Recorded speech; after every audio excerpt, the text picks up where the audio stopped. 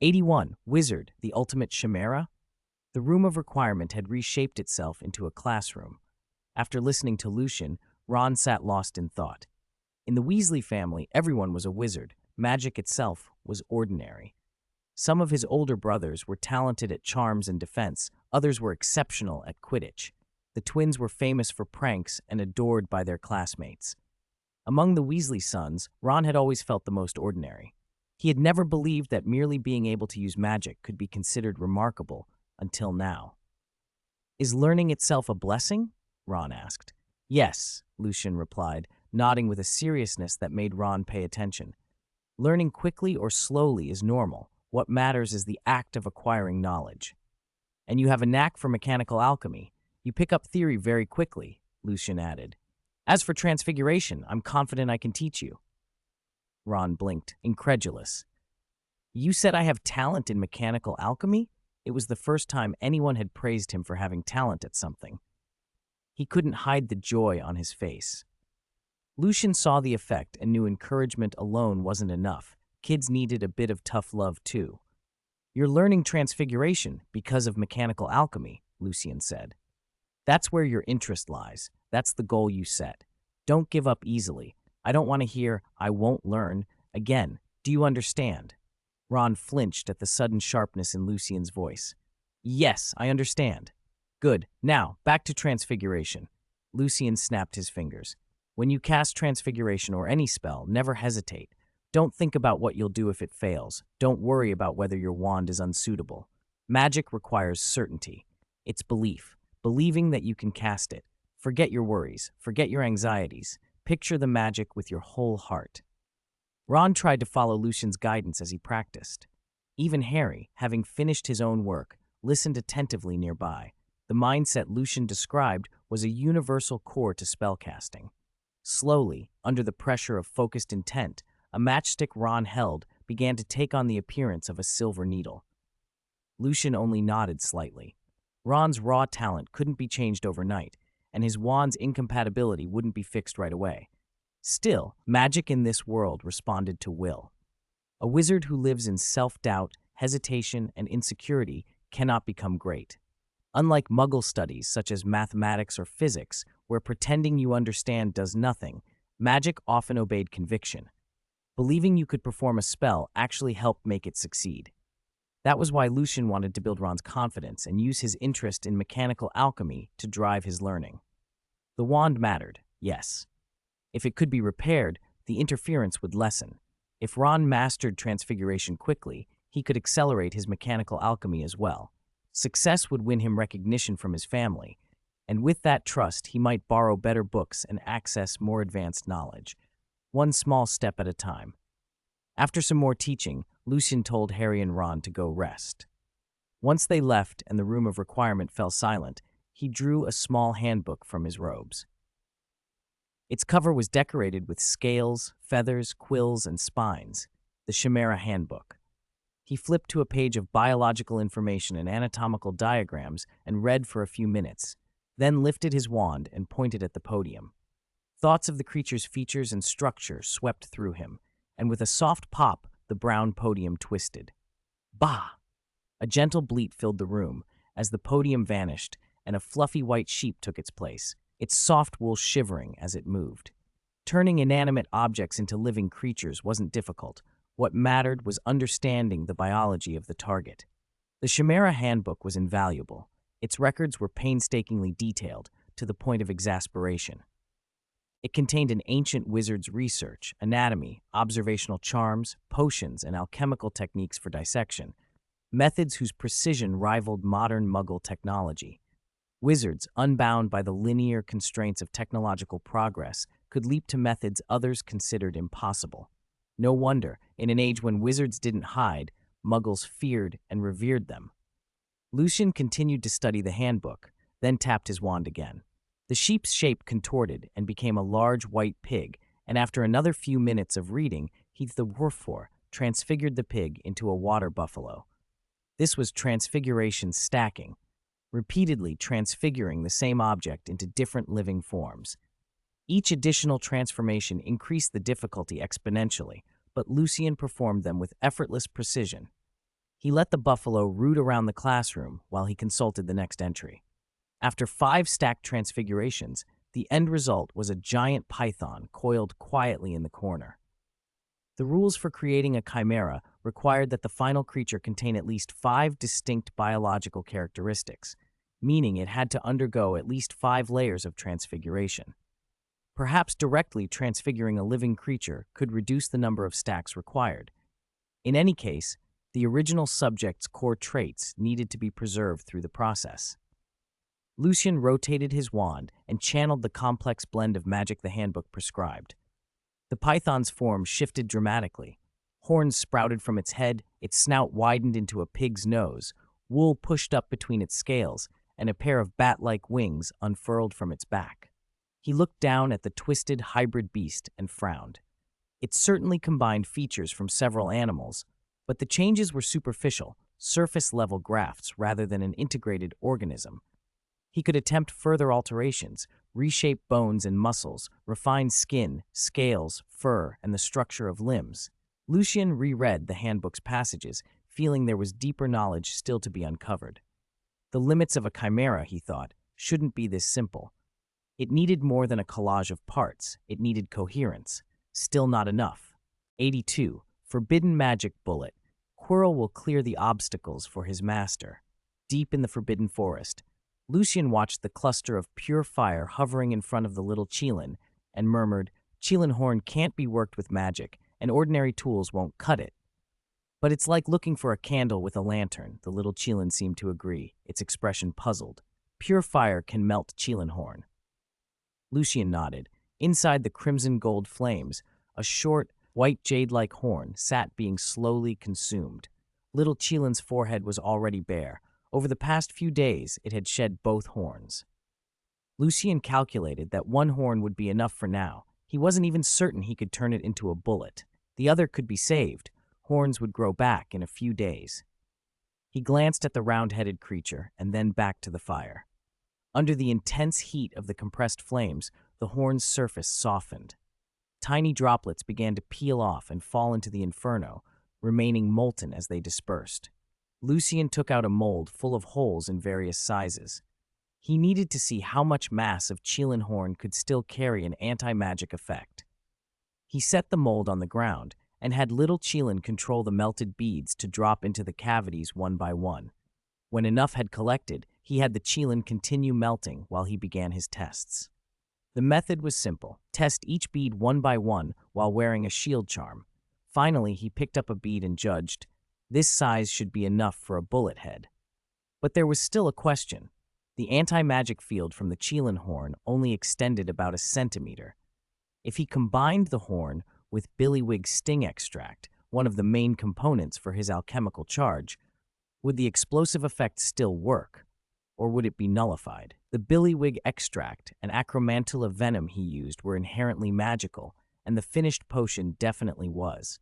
During expansion and detonation, the potion would touch the Cheelin horn bullet head. Would it still explode? Lucien tossed the Cheelin beads back into the fire and watched them melt further. He climbed into the golden gourd he used for alchemy and stayed longer this time, sketching the bullet's internal structure and forging the mold. Neither the mold nor the bullet itself could be produced by transfiguration directly. The moment a conjured item touched the Cheelin horn, it would be dispelled. He needed a design that worked with physical materials. When he emerged, little Cheelin had finished melting the horn. The jade droplets had cooled in the mold, and Lucien removed the solidified bullet heads.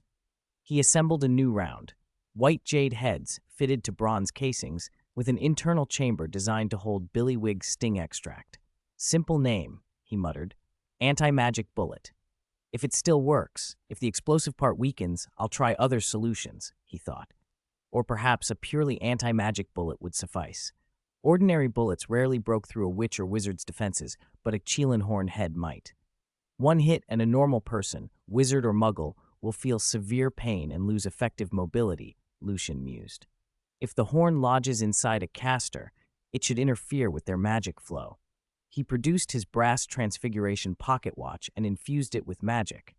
The watch hand swung to a tiny revolver icon. Those solidified transfiguration items, once stabilized with magic, resisted the Chelan horn's anti-magic a little while. Otherwise, he couldn't even have loaded the cartridges. With that in mind, he seated the bullets in the chambers and aimed at a large boulder. Bang! When the dust settled, Lucien approached the rock. The blast radius was smaller than an ordinary billywig sting extract round, but against a human target, it would be devastating. He said, rubbing his fingertip along a casing, the corrosive effect's not as strong as pure billywig shots. Probably the Chelan head had dampened some of the explosive chemistry. Still, for people it was enough. He could alternate regular billywig rounds with anti-magic bullets to produce unexpected effects in a fight. Another practical bonus. Transfiguration solidified items and containers under an undetectable extension charm didn't immediately collapse when exposed to the Chelan horn. Apparently, the extra magical consolidation delayed the horn's dispelling effect, and the space-expanded pockets the charm created were scarcely affected. That made carrying anti-magic bullets convenient. He didn't have to unload them before slipping them into an undetectable extension space. Across the school, in the Defense Against the Dark Arts professor's office, Quirrell rehearsed his lecture with magic coiling at his fingertips. A thin, whispering voice slid from the back of his throat, hoarse, patient, and utterly other. Quirrell's lips moved in ordinary speech, but the voice layered itself over everything. Master, your foolish servant has finally learned the dark arts you bestowed on him. That's enough, the cold voice snapped. If you haven't mastered it by now, after all this time, heh? At the sound of Lord Voldemort's scorn, pain stabbed the back of Quirrell's head. He bent lower, instantly more obsequious. Yes, the dark arts you developed are too powerful. It is an honor for someone like me to learn even a fraction of them. He hesitated, then forced the words out. Master, when I use this, I must keep my magic stable. What if that brat Lucien notices something off and interrupts me? Fool! Voldemort's voice was a rasp. I told you before, without delving into the dark arts, without exceptional talent for them, how could a mere child perceive it? Yes, master, Quirrell stammered. It's just, what if he truly does have talent, that strange laugh last time? Quirrell's complaint cut off as hot spikes and icy knives alternated at the base of his skull. Pain folded his body like a snapped reed. He dropped to the floor, curled and shaking, unsure whether seconds or minutes had passed. Great master, please forgive my cowardice and ignorance, he croaked. Tomorrow, during the remedial class, I will cast the first curse, to clear the obstacles for you. 83. Professor, do you want to teach me this magic? The next day, in Defense Against the Dark Arts, Professor Quirrell stammered through his lecture while half the class drifted away. Some students whispered, others doodled in their notes. Few actually wrote anything down. Lucien, however, sat thinking about what he'd learned the night before from identification of dark arts. Thanks to his SS Plus dark arts talent, Lucien absorbed dark arts theory astonishingly fast. The book mostly cataloged traits and methods of recognition, but the more he read, the more he felt he could intuitively grasp elemental forms of those arts. The book didn't lay out practical spells, yet a kind of instinct pushed him to try. Magic seemed to follow a natural current through him. It was a strange sensation, like never having cooked before, but after tasting a dish once being able to sketch how it had been made. He compared this to his other aptitudes. Potions and alchemy were A and A+. He could learn from teachers and tomes quickly, but breaking beyond established knowledge felt difficult. Genuine innovation, he thought, probably required time and luck. Once a talent reached S rank and beyond, though, it opened a wholly different world. His SS rank general magic gave him an enormous, almost ungraspable well of power that continued to grow. His SSS transfiguration felt even more promising. The truly advanced branches would be transformative. Animagus work, transient creature transfiguration, even chimera creation, which already met the competition's requirements, could be refined further. Lucien turned the memory of yesterday's experiments over in his mind, starting transfiguration by subtly fusing bones and muscles, not just grafting external features, but creating entirely new organisms. Perhaps he could blend traits of the living and the dead. Artificial constructs could outmatch even the strongest or strangest natural physiologies. The more he worked, the more he admired the Chimera Handbook's author. The careful anatomical notes, which he had first assumed were meant only to help transfigure living things, suddenly made perfect sense as vital groundwork for fusion transfiguration. He wondered what that ancient wizard had ultimately created. He remembered a line from the handbook. "It is beautiful. It is my creation. It does not belong to this world." The bell sounded, and the class filed out with relieved smiles, glad to escape the dull lecture. Quirrell lingered in his seat and cast a quick, furtive glance at Lucien. Today, he thought, he could begin to use his variant of the Imperious, start influencing this audacious, peculiar boy. During the tutoring session, he would lecture at length on theory, stringing things out until he'd had time to cast the curse. If Lucien asked to practice anything, Quirrell would refuse. He didn't believe a pupil could force himself to act against a fully cast charm. Yesterday's duel and that boy's odd laughter still made Quirrell shiver, but he'd promised his master failure had consequences he could not risk. Back in his office, Quirrell had barely closed the door when someone knocked. "Come in." Lucien entered. Dark gold hair, dark green eyes, handsome and unmoved. Quirrell fixed a smile on his face. He wanted to get this done quickly and remove the threat. "All right, today we'll go over." Quirrell launched into the shield charm, techniques, applications, the importance of speed and timing, how a fraction of a second could mean the difference between success and catastrophe. As he spoke, Lucien's eyebrows drew together. A low, hoarse voice slipped into his head. The syllables were strange, but they were unmistakably clear. Lucien glanced at Quirrell. The professor continued his lecture as if nothing unusual were happening. Identification of dark arts had mentioned silent curses, subtle enchantments that could be cast without interrupting ordinary activity.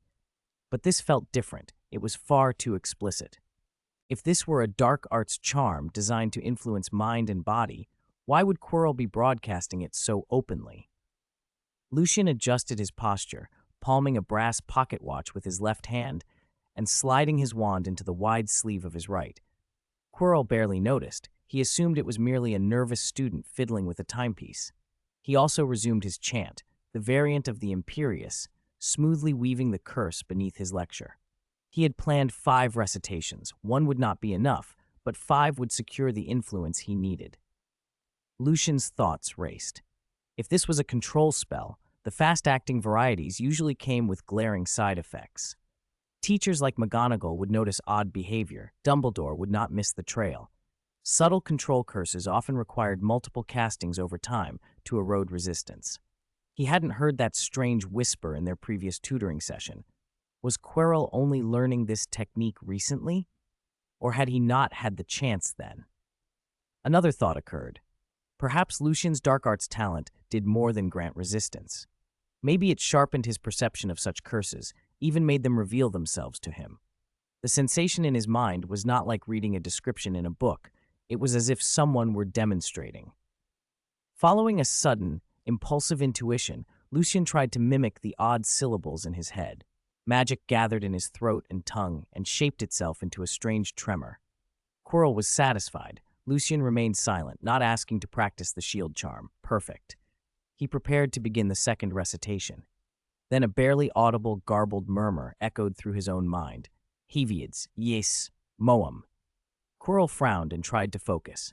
The more he listened, the more it resolved into something he knew. It was the very curse he had been practicing these past days, the variant he had refined in secret. A sharp click snapped him back into the room. Lucien had flicked open his pocket watch cover, checking the time, but he was looking at Quirrell with a half smile and a chill in his dark green eyes. Lucien did not speak. Still, the intrusive voice in Quirrell's head grew slightly clearer, faint but undeniable. "Professor, are you trying to teach me this magic?" The defense against the dark arts professor's office was unusually quiet. Then, without warning, a thought slid into Quirrell's head. "Professor, are you trying to teach me this magic?" He froze. "Lucien? Using that variant of the Imperious?" Quirrell had spent more than 10 days, through the pain of dark arts erosion, learning that very spell. How could Lucien possibly know it? Had he heard it once and learned it? The questions exploded in his mind until his vision blurred. He noticed, too, the tip of Lucien's wand just visible beneath his right sleeve. A memory of their last duel, of the cold laughter that had followed, throbbed behind Quirrell's temples. He forced a smile and forced his voice steady. "It is for teaching." Lucien stood and looked at him. His face was blank. "What is this spell for?" he asked aloud. The question snapped Quirrell fully back into the present. Panic rose like bile. He saw Lucien put his left hand behind his back and slightly lift his right. On Lucien's face something changed, a faint, practiced smile, and the voice Quirrell heard next was smoother, having an almost magnetic calm. "This is a charm I devised," the voice said. "It is quite effective. It sharpens concentration, clears away stray thoughts, and lets one focus. It demands a high level of innate talent. The user must perceive the subtle fluctuations when casting it. I have never encountered a student who could learn it." Lucien's mind ticked over. The expression was wrong for the stammering professor he'd met before. He'd seen this before. Tom had possessed him again. Whether the repeated possessions weakened Tom or not, Lucien noted the pattern. The phrasing was bait, a test for anyone who might be able to sense the spell's workings. He would not let himself be taken in. He would play along for the moment, gather evidence, and then tell Dumbledore at afternoon tea. "Is that so?" Lucien said, keeping his face neutral. "And what exactly does this charm do?" The answer came with the same smooth, confident cadence. "It enhances concentration. It clears the mind and allows deeper focus." Lucien listened carefully as the explanation went on. The more he heard, the more the pieces slotted into place. A dark arts spell normally meant to influence and control was being dressed up as a benign aid for study. The details betrayed it. Syllables rearranged, the same root sounds used in the same way, but ordered just so. It was, he realized, effectively a countercurse. The structure of the original spell remained, only shifted into a form that sounded harmless. Tom speaking through Quirrell, looked at Lucien with an air of delighted superiority. "I did not expect you to have such talent," he said. "You surprise me." Lucien allowed a modest, pleased expression to cross his face. He would not let the praise fool him. If Tom planned to slip dark arts knowledge in small, sweetened doses, he might lead a pupil gradually into deeper things. A sugar-coated bullet, he thought. Tempting, dangerous. He would eat the sugar for appearances, but he would not swallow the bullet. "Professor," Lucien said, his tone a careful mix of genuine curiosity and practiced humility, "I would be honored to learn from you." Tom's voice gleamed with triumph. "Excellent. Then let us continue the lesson." Lucien nodded like an obedient student, inwardly cataloging every inflection, every unusual syllable. Tom's creativity in the dark arts was undeniably dangerous and disturbingly brilliant. He would keep his eyes open, and he would tell Dumbledore. For now, he would let the lesson proceed. 85. How could Dumbledore allow students to learn the dark arts? After Lucien had left the office, Quirrell's face went instantly ashen. He sank to the floor, sweating, the tremor in his voice giving him away. "My lord, master, why teach Lucien the dark arts? Won't that expose your plan?" Voldemort didn't flare with anger. He only smiled coldly. "Heh, he is talented. He recognized it and learned this magic in such a short time. Far stronger than you useless thing." Quirrell's voice was small. "But did you notice? He tried that curse easily, without recoil, as if he felt no repulsion." "When I offered to teach him the true nature of the magic," Voldemort said, "look how readily he agreed. What do you think that means?" Quirrell bowed his head, cautious. "Forgive my foolishness, master. I truly don't understand." Voldemort snorted. "He has not only talent, but ambition. Give him deeper knowledge, more powerful magic. He will want it. Since he wants to learn, then teach him." After a pause, he added, darker, "Blend the dark arts into his defense against the dark arts lessons. The more he learns, the better." Quirrell blinked. But how could Dumbledore allow a student to dabble in the dark arts? Voldemort smiled, cruel and patient. "You needn't bind Lucien by a curse. Find another way to silence him. Let him become obsessed with the power of the dark arts. Will he then run to the headmaster and the other professors to tattle?" He thought of himself as a student at Hogwarts, watched, constrained, targeted by Dumbledore. He had been the brightest, the most charming, the most talented, and yet Dumbledore had always set guards. If Lucien walked the same path, he would drift away from Dumbledore. Voldemort did not tell Quirrell everything. How much Lucien reminded him of his younger self. Of course, Lucien could not match him in background. He came from a Muggle family, but he had extraordinary talent, a hunger for power, ambition, and the cunning to hide his nature. An eagle pretending to befriend sparrows. Those traits made Voldemort think of cultivation. Expose Lucien to the dark arts, let him see their lure, and he would understand and bend the knee to power. In the headmaster's office, Lucien picked up the teacup and sipped the dark red tea, moistening his slightly dry lips. "Headmaster, what do you think of the magic Professor Quirrell taught me? Is it normal?" Dumbledore asked. After Lucien had recounted the tutoring session, Dumbledore reached for another sugar cube and dropped it into his teacup. Lucien's mouth twitched at the sight. The tea was already thick. Another cube would make syrup. Dumbledore sipped and fell silent for a long moment. The portraits along the wall could not be so restrained. Voices erupted at once. "Albus, Hogwarts safety. Don't let this child be endangered." "Didn't I say? That's clearly dark magic. What are you waiting for? Go and deal with him." Dumbledore waved his hand. The curtains snapped shut, covering the portraits and cutting their comments off. "Alas," he sighed, looking at Lucien with a complicated expression. By Dumbledore's plan, Quirrell was supposed to act as if nothing were wrong while covertly exposing the plot. Lucien's appearance had thrown that plan off its rhythm, Quirrell's rhythm, Dumbledore's rhythm, and certainly Voldemort's. No one had expected Lucien to run straight to Dumbledore and report. What could Dumbledore do?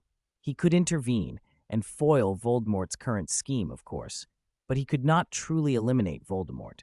The prophecy said only the boy who lived, Harry Potter, could do that. Dumbledore needed to raise Harry, to let him go through trials and grow until he could stand against Voldemort. That necessity made Dumbledore wary of moving too drastically now. Yet what Lucien had told him felt like a dissonant note. "Lucien," Dumbledore said softly, "you are very talented, in many ways exceptionally so. You are a clever boy, and about Professor Quirrell," Dumbledore's voice grew hesitant. Lucien understood the meaning between the lines. Dumbledore would not openly confront Quirrell. He would continue his broader plan. Even those who tried to act on their own, Dumbledore often guided into doing what he needed. Newt had once run in service to Dumbledore and believed he did so of his own accord. Hearing how Dumbledore phrased it, Lucien read the instruction. Dumbledore sighed again. "I hope you will continue to study with Professor Quirrell. Whatever he teaches you, I ask that you discuss it with me, as you did today." Lucien felt indifferent to the plea. He planned to extract as much as he could from Quirrell, Tom, as much magic and knowledge as the man would give. Dumbledore's request tacitly approved his studying darker things. It meant Dumbledore understood the risk. It also meant that when Harry and the others began to pursue the Philosopher's Stone, Lucien could have a reason to speak to Dumbledore about it. He needed the stone to make a potion to repay the Qilin loan. It would be far better to begin experimenting while he could, rather than waiting until Harry had the stone and complicating everything. With this small favor today, Lucien thought Dumbledore might be more inclined to help later. He smiled at the headmaster. "All right, headmaster, I'd be pleased to learn more knowledge and magic. 86. Discuss transfiguration, and Hogwarts will be great again." The headmaster's office fell silent for a moment. Lucien's answer brought a gentle nod from Dumbledore. "Lucien, you are a good child who loves to learn," the headmaster said. "By the way, have you run into any problems with your studies recently?" Lucien thought for a second. What he'd been concentrating on lately was transfiguration, specifically biological fusion. Transfiguration. He had already mastered simple fusions of features, but fusing bone and flesh into functioning organs and limbs and achieving the finer, subtler changes was much harder. He'd meant to ask Professor McGonagall for help, but Dumbledore had anticipated the question. Besides, Dumbledore had once been Hogwarts' transfiguration professor and was renowned in the subject. "Headmaster," Lucien began, "I've already mastered turning inanimate things into living ones, but—" He produced a small hand hoe from his pocket and pointed his wand at it. The hoe twisted and shimmered into a green turtle. Dumbledore was about to praise the smoothness of the transformation when Lucien tapped his wand again, and the turtle became a white rabbit. Now Dumbledore was genuinely surprised. Lucien tapped the rabbit and transformed it yet again, and again. each new change a different animal. After a full 9 successive transfigurations, Lucien paused only briefly, then performed one more. This final change was slower, the magic working with greater difficulty. A peculiar creature, a patchwork of biological features, appeared on the headmaster's desk. Dumbledore adjusted his half-moon spectacles and stared. This stacking of transfigurations, did you learn it from Professor McGonagall?" he asked. Lucien shook his head. "No, I read about it in a book and practiced." "You learned it from a book?" Dumbledore repeated, surprised. Lucien gave him a puzzled look. "Yes, headmaster. It feels right to me. Why do you ask it like that?" Dumbledore added another sugar cube to his teacup. "I discussed you with your dean, Professor Flitwick, earlier. He told me you already knew some very skilled magic when you first arrived. Since you're from a Muggle family, we suspected you'd taught yourself from books." Lucien remembered the earlier conversation with Flitwick now. When he'd mentioned learning spells from books, Flitwick had looked bewildered. He'd also forgotten to ask for a cake at the time. Flitwick's refreshments had been the best, unlike the modest sweets on Dumbledore's table. Lucien glanced at the plates, different patterns, same sugary contents, and smiled faintly. "Heh," Dumbledore said warmly. "Lucien, you truly are talented and eager to learn. Please, continue. What would you like to ask about transfiguration?" Lucien nodded and pointed at the strange creature on the desk. "Headmaster, about fusing different biological features." As he spoke, he continued to alter the creature with his wand. Dumbledore listened, expression still composed at first, but as Lucien described the internal biological changes in more detail, something like solemnity crept into the headmaster's bright blue eyes. In transfiguration, stacking multiple changes and selectively retaining different characteristics to fuse them is a higher-level technique. It's impressive, but Dumbledore explained the limitations as clearly as he could. Such layered transfigurations are slow and unstable. In practice, a wizard with Lucien's control could transfigure several objects at once and adapt more flexibly in combat. Simply merging creatures on its own tends to be more a demonstration of skill than a practical tactic. Lucien had already thought this through. He'd been working from the Chimera Handbook, an eccentric but thorough text that recorded experiments and conjectures about this very subject. Standing on those giants' shoulders, he'd pushed further. He felt, perhaps aided by his SSS-level talent for transfiguration, that deeper biological fusion was feasible. The new beings might not possess the innate magical faculties of true magical beasts, but they could exceed ordinary creatures in significant ways. If predecessors had pointed out this direction, he argued, it was his responsibility to try and explore it. He could not innovate by refusing to attempt the next step. "Thank you, Headmaster. I understand what you mean, and I have some results and ideas from my experiments," Lucien said. He outlined his findings and described techniques from the Chimera Handbook to make his proposals seem more plausible. Dumbledore listened patiently, occasionally asking questions and offering advice. The more they talked, the more the older wizard was impressed, not only by Lucien's raw talent, but by his willingness to do the hard, detailed work. What moved Dumbledore most was Lucien's passion and determination to pursue knowledge for its own sake. Soon their conversation stopped being merely theoretical. Dumbledore produced the Elder Wand and, alongside Lucien, began testing the ideas in practice. Afternoon tea stretched unusually long as the old wizard and the young prodigy ran through a succession of transfiguration experiments in the headmaster's office. Dumbledore saw, firsthand, Lucien's terrifying speed of learning. As he watched the boy work, the Sorting Hat's advice came back to him, like something whispered from another time: cultivate Lucien well, and Hogwarts will be great again. 87. Ripe Chinese kale and pumpkins for Halloween. The headmaster's office was quiet. Lucien and Dumbledore sat drinking tea, neither speaking. They had exhausted themselves earlier, too much discussion, too much magic, and now both felt the weariness left behind. Lucien flicked his wand, turning the small hoe back into its compact form, and tucked it into his pocket. A smile touched Dumbledore's eyes. "Lucien, I'm curious, why do you carry a little hoe around?" Dumbledore asked. "I like planting," Lucien answered simply. "It's just more convenient to have the tools." Dumbledore stroked his beard and chuckled. "A fine hobby. It does one good to relax sometimes." "What do you grow?" Lucien asked. Cabbage, Dumbledore said. Lucien hid the small private smile that rose at the memory of the sharper varieties. Dumbledore seemed surprised. He'd expected a young wizard might cultivate flowers or odd magical ornamentals. Edible cabbage? He added lightly. Heh! Lucien, you'd do well in Hufflepuff. They chatted a little longer, and then Lucien took his leave. Once the door closed, Dumbledore drew the curtain back across the portraits, and the conversations of the former headmasters drifted forward. They no longer spoke all at once as they had at first. Years had taught them a measure of restraint.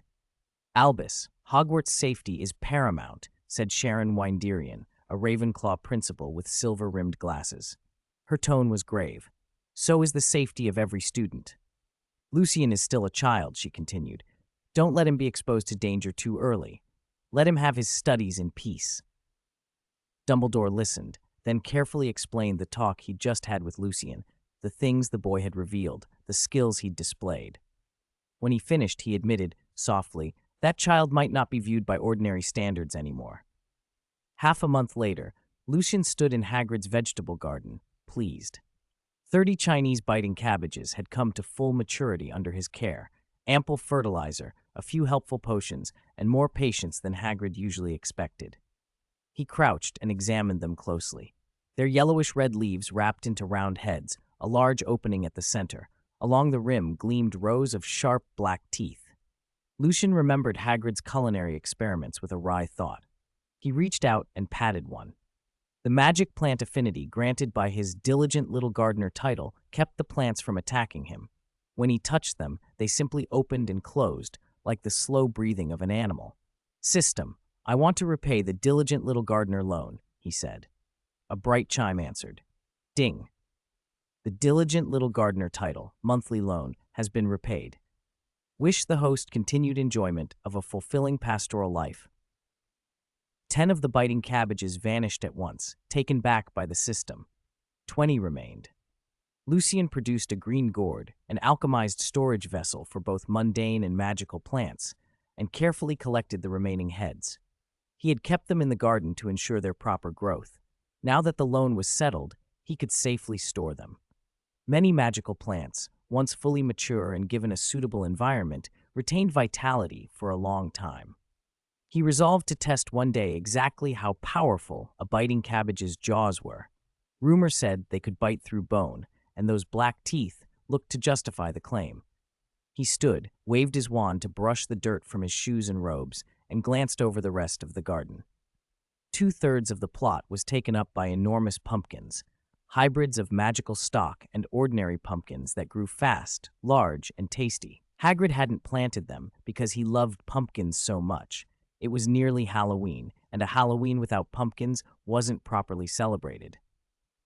There would be a little excitement, Quirrell's usual mischief, a troll let in to cause a scare, and the younger students would have their chance to handle it.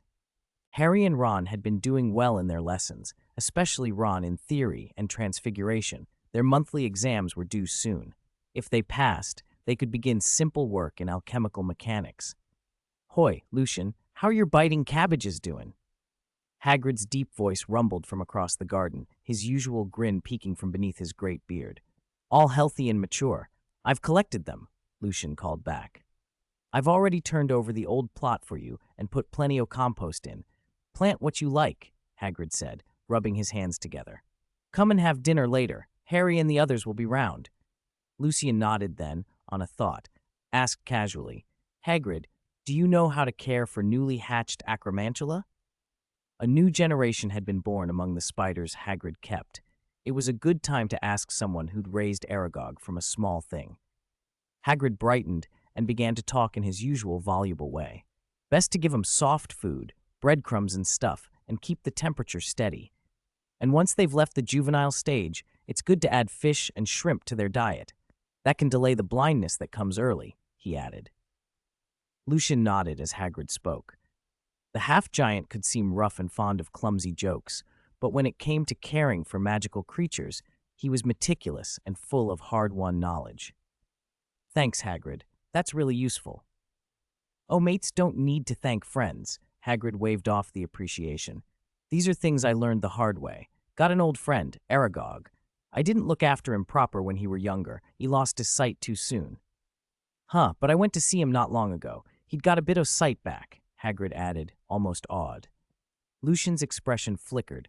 He felt a strange, private amusement at Hagrid's words. A blessing, he thought. For Aragog to have met Lucien might, in its own odd way, be one. Hagrid, thankfully, was too tall to notice the nuance in the boy's face. Chapter 88, A Ruthless Scoring Machine. Halloween Eve in Charms class, Professor Flitwick stood on a pile of books and gave his instructions in his high, hurried voice. This lesson, we will be learning the levitation charm. The incantation is Wingardium Leviosa. It's a swish and a flick, and don't mispronounce the spell otherwise. Hermione and Ron were paired together. Hermione, ever the rule follower, felt a little reluctant to be paired with Ron. Since the start of term, Harry and Ron had been behaving like two troublemakers, constantly risking lost points for Gryffindor. Ever since Harry had received a broom from Professor McGonagall, the two of them had grown even more careless about rules. As a result, Hermione had begun to distance herself from them. She found herself glancing toward Lucien instead. He was a model student, studious, disciplined, and not nearly as loud as his peers. "Wingardium Leviosa!" Ron cried, flicking his wand. The feather in front of him twitched and lifted only a centimeter. His wand looked less battered than before. The unicorn hair core wasn't protruding anymore. Lucien had casually repaired it a few days earlier, but he'd warned Ron that a wand that wasn't properly his would always feel a little off.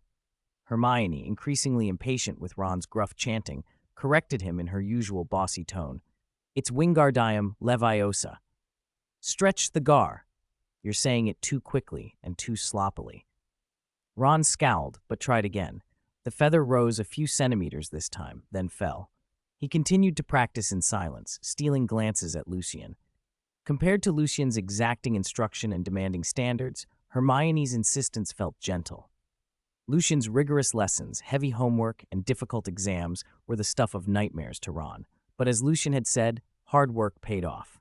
Ron had already managed to build simple alchemy mechanicals, hopping frogs and paddling turtles, and he planned to show them to Percy, so Percy could tell their mother he was studying hard with Lucien.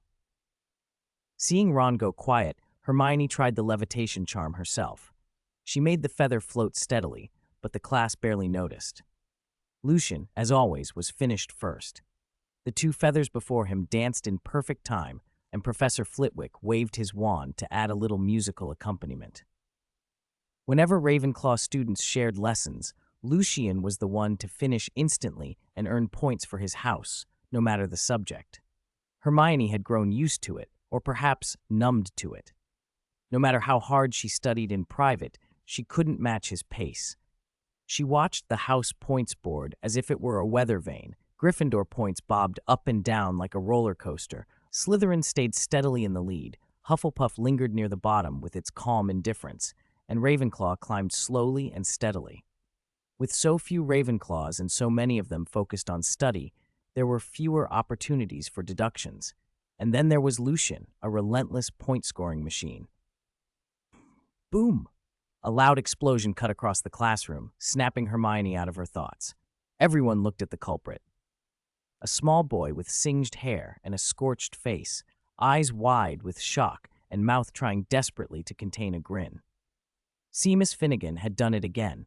He had a reputation for making things blow up. Somehow, the levitation charm had become a miniature explosion in his hands. Professor Flitwick leapt down from his pile of books to check that Seamus was uninjured, while the rest of the class oscillated between alarm and barely suppressed laughter. The bell rang to signal the end of class. The students hurried toward the Great Hall in twos and threes. Tonight was Halloween Eve. The Great Hall was full of carved pumpkins, their insides hollowed and wicked grins lit by candles that cast shifting shadows across the ceiling. Pumpkins bobbed and rotated as they hovered, smelling faintly of spiced squash. Magically conjured dark clouds drifted through the hall, from which dozens of bats, large and small, occasionally burst out. Lucien sat at the long table, watching the bats as if assessing a transfiguration. He imagined that if Dumbledore had arranged it, the bats might be dropping sweets or carrying jars of candy. If it were Professor McGonagall's doing, the bats would be impeccably behaved and precisely transfigured. A plain brown owl landed on the table by Lucien, dropped a letter, rubbed itself against his hair, and accepted a pumpkin pasty before flying off. He opened the letter and read. It was from Newt. Notes on caring for nifflers. Keep an eye on anything they might steal. Don't feed them only one type of metal. Vary the valuables you give them, and so on. Lucien had been exchanging letters with Newt for some time. When he began researching the transfiguration of magical creatures, he'd need fantastic beasts for observation, and Newt was the perfect source. Newt had even offered to lend some creatures for Lucien to study. Across the table, Harry had his head down and looked exhausted. 3 nights a week for Quidditch practice and so much homework for every class, he muttered, not mentioning the extra essays, practicals, and problem sets that Lucien's potions had piled onto them. Ron, beside him, was chewing a fried chicken wing, one hand fiddling with a small green alchemy mechanical frog on the table. A light tap of his wand set the little frog croaking and hopping. Its jumps were lopsided, higher on one side than the other. Mouth full, he mumbled, "If you're tired, I can swap with you." Harry gave him a tired look. "I'll play Quidditch, and you can help me draw diagrams." Hermione watched the two of them and couldn't quite understand the change. Over the past month, Harry's potion work and Ron's transfiguration skills had both improved markedly. Ron was even tinkering with devices now. Hermione didn't believe they'd suddenly become studious on their own. She only ever saw them showing up behind Lucien, sometimes keen, sometimes sullen. She glanced back at Lucien, the handsome Ravenclaw quietly reading Newt's letter, and a flicker of curiosity, and something like doubt crossed her face. "Hey, Lucien, is that a letter from your family?" Harry asked, looking up at Lucien with a curious tilt of his head. Most of the other students had already received letters from home. Harry, aside from the occasional owl Hagrid sent, inviting him to the hut, hadn't had a single one. Lucien shook his head. "No, it's from Newt Scamander." A hush fell over their table. Only the flapping of bats and the drip of candle wax filled the silence. Lucien, you're joking, aren't you?" Ron broke in first, setting the alchemy mechanical frog he'd been tinkering with on the table and chuckling. "Newt Scamander? Isn't he that world-famous expert on fantastic beasts? You must mean someone with the same name." Hermione, predictably, launched into a correction. "Newt Scamander, the author of Fantastic Beasts and Where to Find Them, awarded the Order of Merlin, 2nd class, in 1979. Ron sneered despite himself. He'd never been able to stand Hermione's know-it-all tone. Besides, even without Hermione's explanation, most of them knew of Newt. His book was practically required reading for young witches and wizards, their introduction to countless magical creatures. Lucien didn't mind their laughter. Sometimes the truth was just too odd to be believed. "If you can write to Newt, Lucien, get me his autograph," Ron said, trying to sound casual. "I'll give you my copy if I get 90 on my next."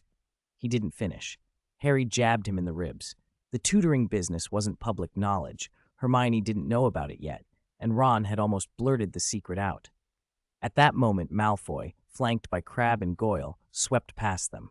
He gave Harry the usual cold snort, but when his eyes landed on Lucien's back, they narrowed dangerously. Lucien had rebuffed him before, and the memory prickled.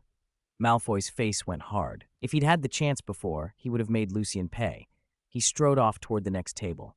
"Tch, what was that look?" Harry muttered, frowning. "So annoying." "Malfoy's worse than Dudley," Ron said. "Dudley?" Ron asked, confused. "Is he at school? I don't know him." "No," Harry said. "Dudley's mum's son. He's a bully, big pig ignorant, and mean as anything." He let out a short laugh, then bit it off when he saw 2 almost identical boys sidle up behind Ron. "Ronnie, my dear, what's that you've got?" came a sing-song voice. "Why are you playing with a little toad? Planning to swap Scabbers for it?" the other said. Ron nearly choked on his soup at the twins' mock affectionate greeting. His face went beet red. When he could breathe properly, he snapped, "Fred! George! Don't call me that!" Then he glanced at Lucien and the others. Harry had buried his face in his arms, and Hermione had turned away, though he could see their shoulders shaking. They were laughing. Lucien kept a straight face, but the corner of his mouth twitched. The twins exchanged a look and in perfect unison said, "Percy sent us to check on your studies. He's head boy, you know, very busy." One of them picked the mechanical frog up and grinned. "Not bad. At least it looks like a frog. Cute little thing, innit? The other blinked at Lucien. Lucien, did Ron really make this? How did you teach him? Can you teach me? Hermione's eyes widened. If Lucien had taught Ron to make an alchemy mechanical creature, what else had he taught him? Transfiguration, potions. She glanced at Harry. The boy who was always somehow at Lucien's side seemed a lot less ordinary now. Lucien's thoughts flicked briefly to lessons, mechanical theory, engineering drawings, homework, exams, then transfiguration. But before he said anything, Ron snatched the frog back from the twins, muttering, "It's not a toad, it's a frog." He jabbed his wand at it as if that would make it behave. Nothing happened. Ron's face went even redder. He looked pleadingly at Lucien. "Just pat it," Lucien said lightly. Ron slammed his palm onto the little frog's back. "Croak!" The alchemy mechanical frog gave a bright, realistic croak that made the twins blink. They'd only come over because Percy had sent them on a detour between prefect duties. They hadn't expected Ron to have made anything like this. They stared at him in amazement. This brother, usually the most ordinary of the Weasleys, could make an alchemical automaton? Their interest in Lucien spiked at once. Another, quieter croak came from somewhere else. Lucien followed the sound. The frog had hopped to the next table and plopped right into a bowl of mushroom soup. It croaked again and sprang, landing squarely on a shock of perfectly coiffed pale blonde hair. Mushroom and cream dribbled down over the pompadour as the little mechanical creature sat there, croaking contentedly. Ron, mortified, sprang up and rushed over, trying to stifle his laughter and apologize at the same time. Sorry, Malfoy," he said, reaching for the frog. Malfoy, snapped out of his huff by the sudden coldness of being the frog's target, lashed out, grabbing at the thing on his head. "Weasley!" he snarled. "Weasley!" Draco Malfoy's shout cut across the great hall, and heads turned. Malfoy clutched his little clockwork frog, squeezing it until it squeaked. Ron, who already felt awkward and out of place, admitted to himself that Malfoy had been an innocent victim in the mess. And when he noticed mushroom slices and creamy soup clinging to Malfoy's hair, he tried to make amends. "Sorry, my mechanical thing isn't adjusted properly. I'll help clean it up." He drew his wand. "Weasley, don't point your old filthy wand at me." Malfoy's yell stopped Ron cold. Draco opened his palm, glancing at the dented frog parts, and sneered. "Heh, since when did the Weasleys have money for brand new magical items? Did you cobble that together from some second-hand junk pile? What a disgrace to wizarding families." With a snap of anger, Malfoy slammed the little frog to the stone and sent gears and springs scattering. Ron's face went as red as his hair. He panted, humiliated. He started to lift his wand again, but another voice stopped him. "This is the first I've heard the Malfoys wash their hair in mushroom soup." Harry couldn't hide his grin as he looked at the mess on Malfoy's head. "That can't be healthy, Malfoy. Should I send you a bottle of my family's shampoo? It works wonders." "Potter!" Malfoy swung his fury toward Harry, and Harry fired back. The Weasley twins watched with cool amusement. Teasing Ron was one thing. Letting an outsider humiliate him was another. They wouldn't gang up on Draco, but a little mischief in support of their brother was permitted. While the quarrel drew the crowd's attention, Lucien quietly picked up the scattered frog parts. With a casual flick of his wand, he made them zip into Ron's hand. Ron looked up, eyes wet. "Thanks, Lucien," he mumbled. Lucien pocketed his wand and offered a small comfort. "Don't mind them. Temporary glory and surface dignity are just that, surface. A family's real strength is its traditions and knowledge." Ron pressed his lips together and nodded. But not everyone liked Lucien's words. Malfoy, burning with indignation from the soup, Harry's insults, and Lucien's comment, snapped. "Grafton!" He swung his stare at Lucien, face dark. "What right have you to judge noble, pure-blood families?" "Humph, you're nothing but a muggle-born." The insult landed like a blow. Many Slytherins murmured in agreement, eyes narrowing at Lucien. Slytherin prided itself on bloodlines. Look down on half-bloods and especially on muggle-borns was common. Lucien met Malfoy's glare with nothing but calm. "And how much has your family's glory really given you that you can preach it so confidently?" he asked evenly. Malfoy's temper flared. "How dare you question House Malfoy?"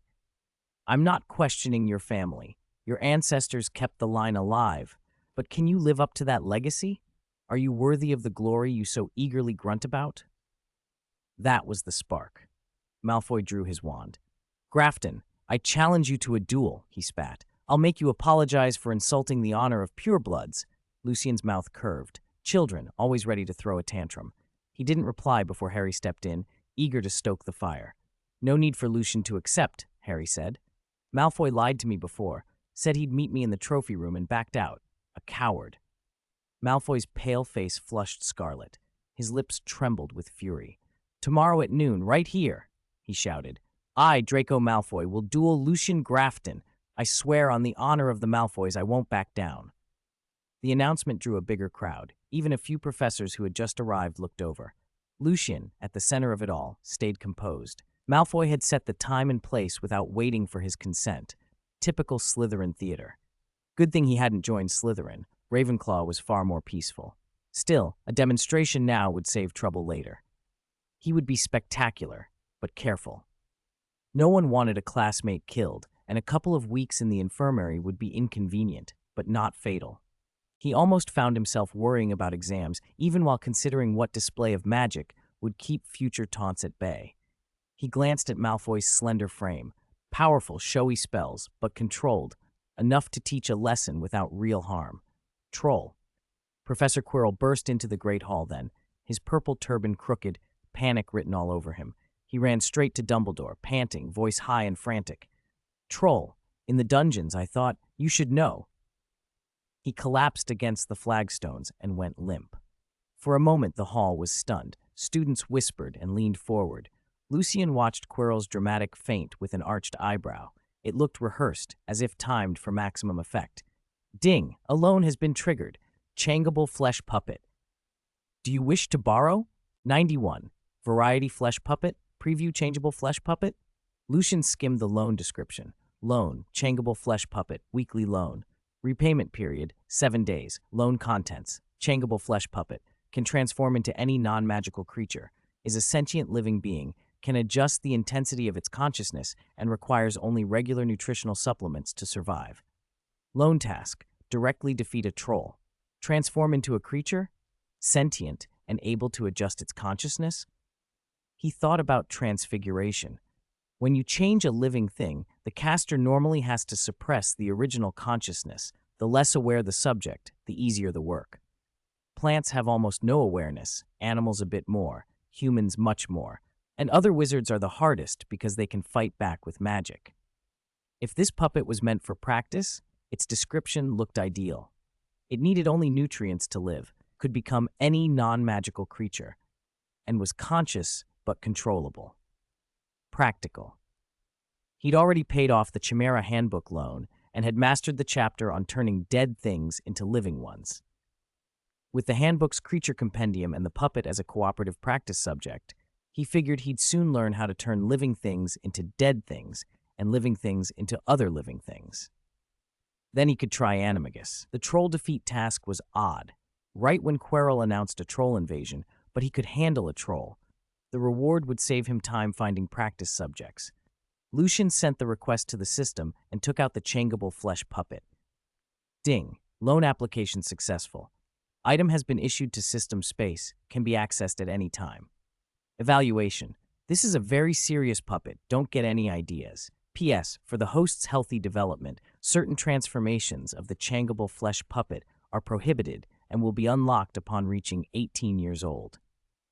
Lucien's face tightened at the P.S. What the heck? He hadn't even thought of that. The system was annoyingly thorough. Quiet. Dumbledore's voice boomed through the Great Hall as he amplified it with his wand. Prefects, take the students from each house back to your dormitories immediately. With the greatest wizard of the age at the center of things, the panic settled quickly. Prefects calmed the students and began organizing an orderly evacuation. The first years were ushered out first. Lucien shadowed the group deliberately, moving with them, but ready for an opening. When they passed into a dim corridor, he slipped into the shadows, flicked his wand inside his sleeve, and let a silent disillusionment charm cloak him. He angled down a side passage. Puppet, where are you? He thought. For this loan, you'll have to suffer a little.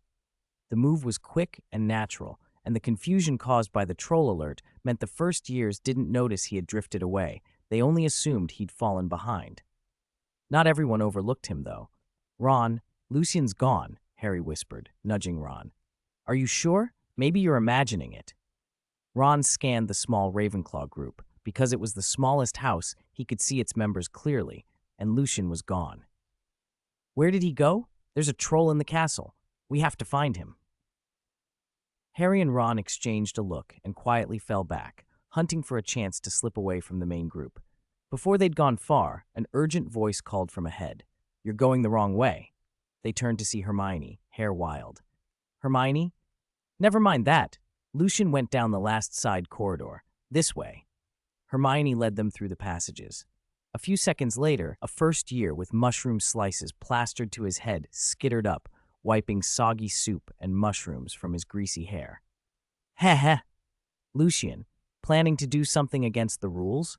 Looks like I won't have to wait until tomorrow to get you into trouble." Malfoy had followed when he realized Lucien had disappeared. He couldn't resist the chance to catch him out, and someone else was following stealthily behind him. Lucien moved through the castle, thinking where the puppet might be. If not in the girls' bathroom, there was always the Forbidden Forest. Then a foul, rank stench punched into his nostrils. It smelled like rotten socks and an uncleaned public latrine. He nearly retched, but managed to cast a filtering charm on himself. That smell, definitely a troll. It wasn't far. "Puppet, where are you?" "I'm coming." A minute later, the 3 first years came to the same area, breathless. "Ugh!" They gagged in unison. "It's a troll nearby. Be careful," Hermione said, recognizing the description from books. They hurried on, turning corner after corner until they reached a long corridor. From the far end came a low grumbling.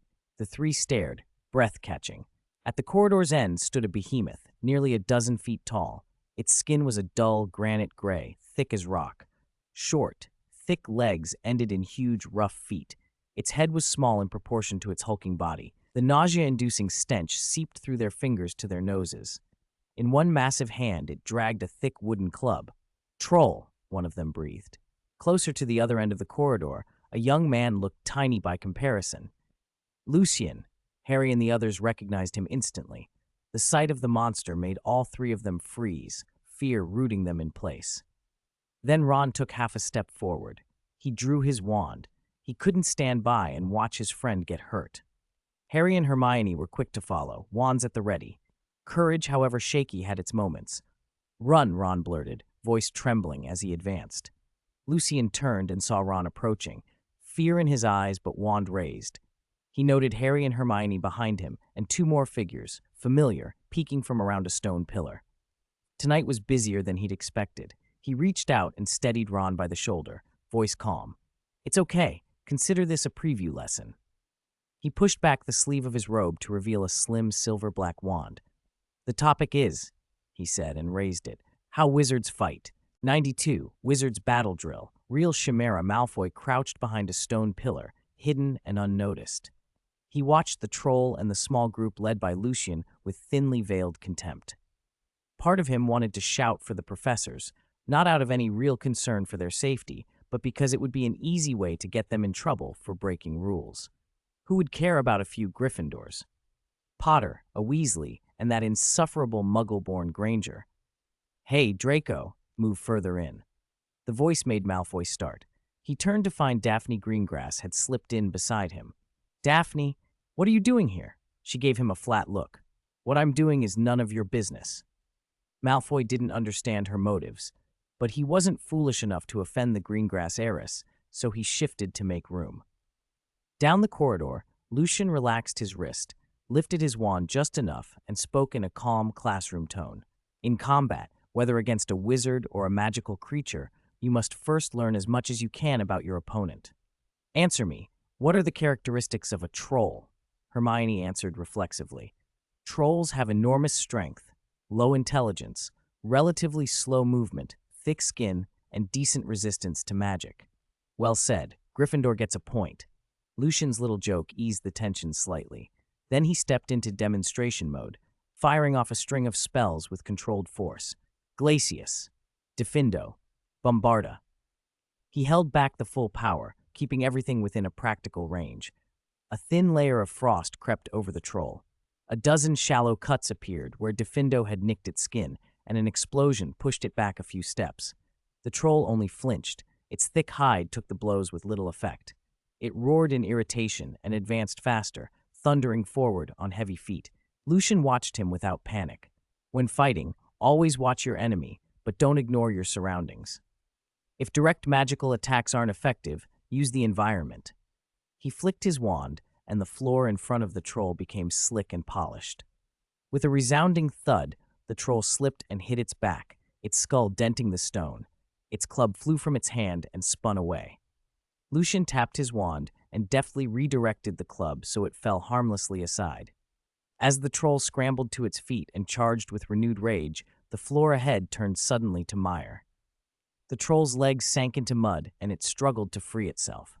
Lucien glanced at the three students, no longer quite as terrified as before. He spoke evenly, almost kindly. Fear at the sight of a powerful enemy is natural, but don't let it control you.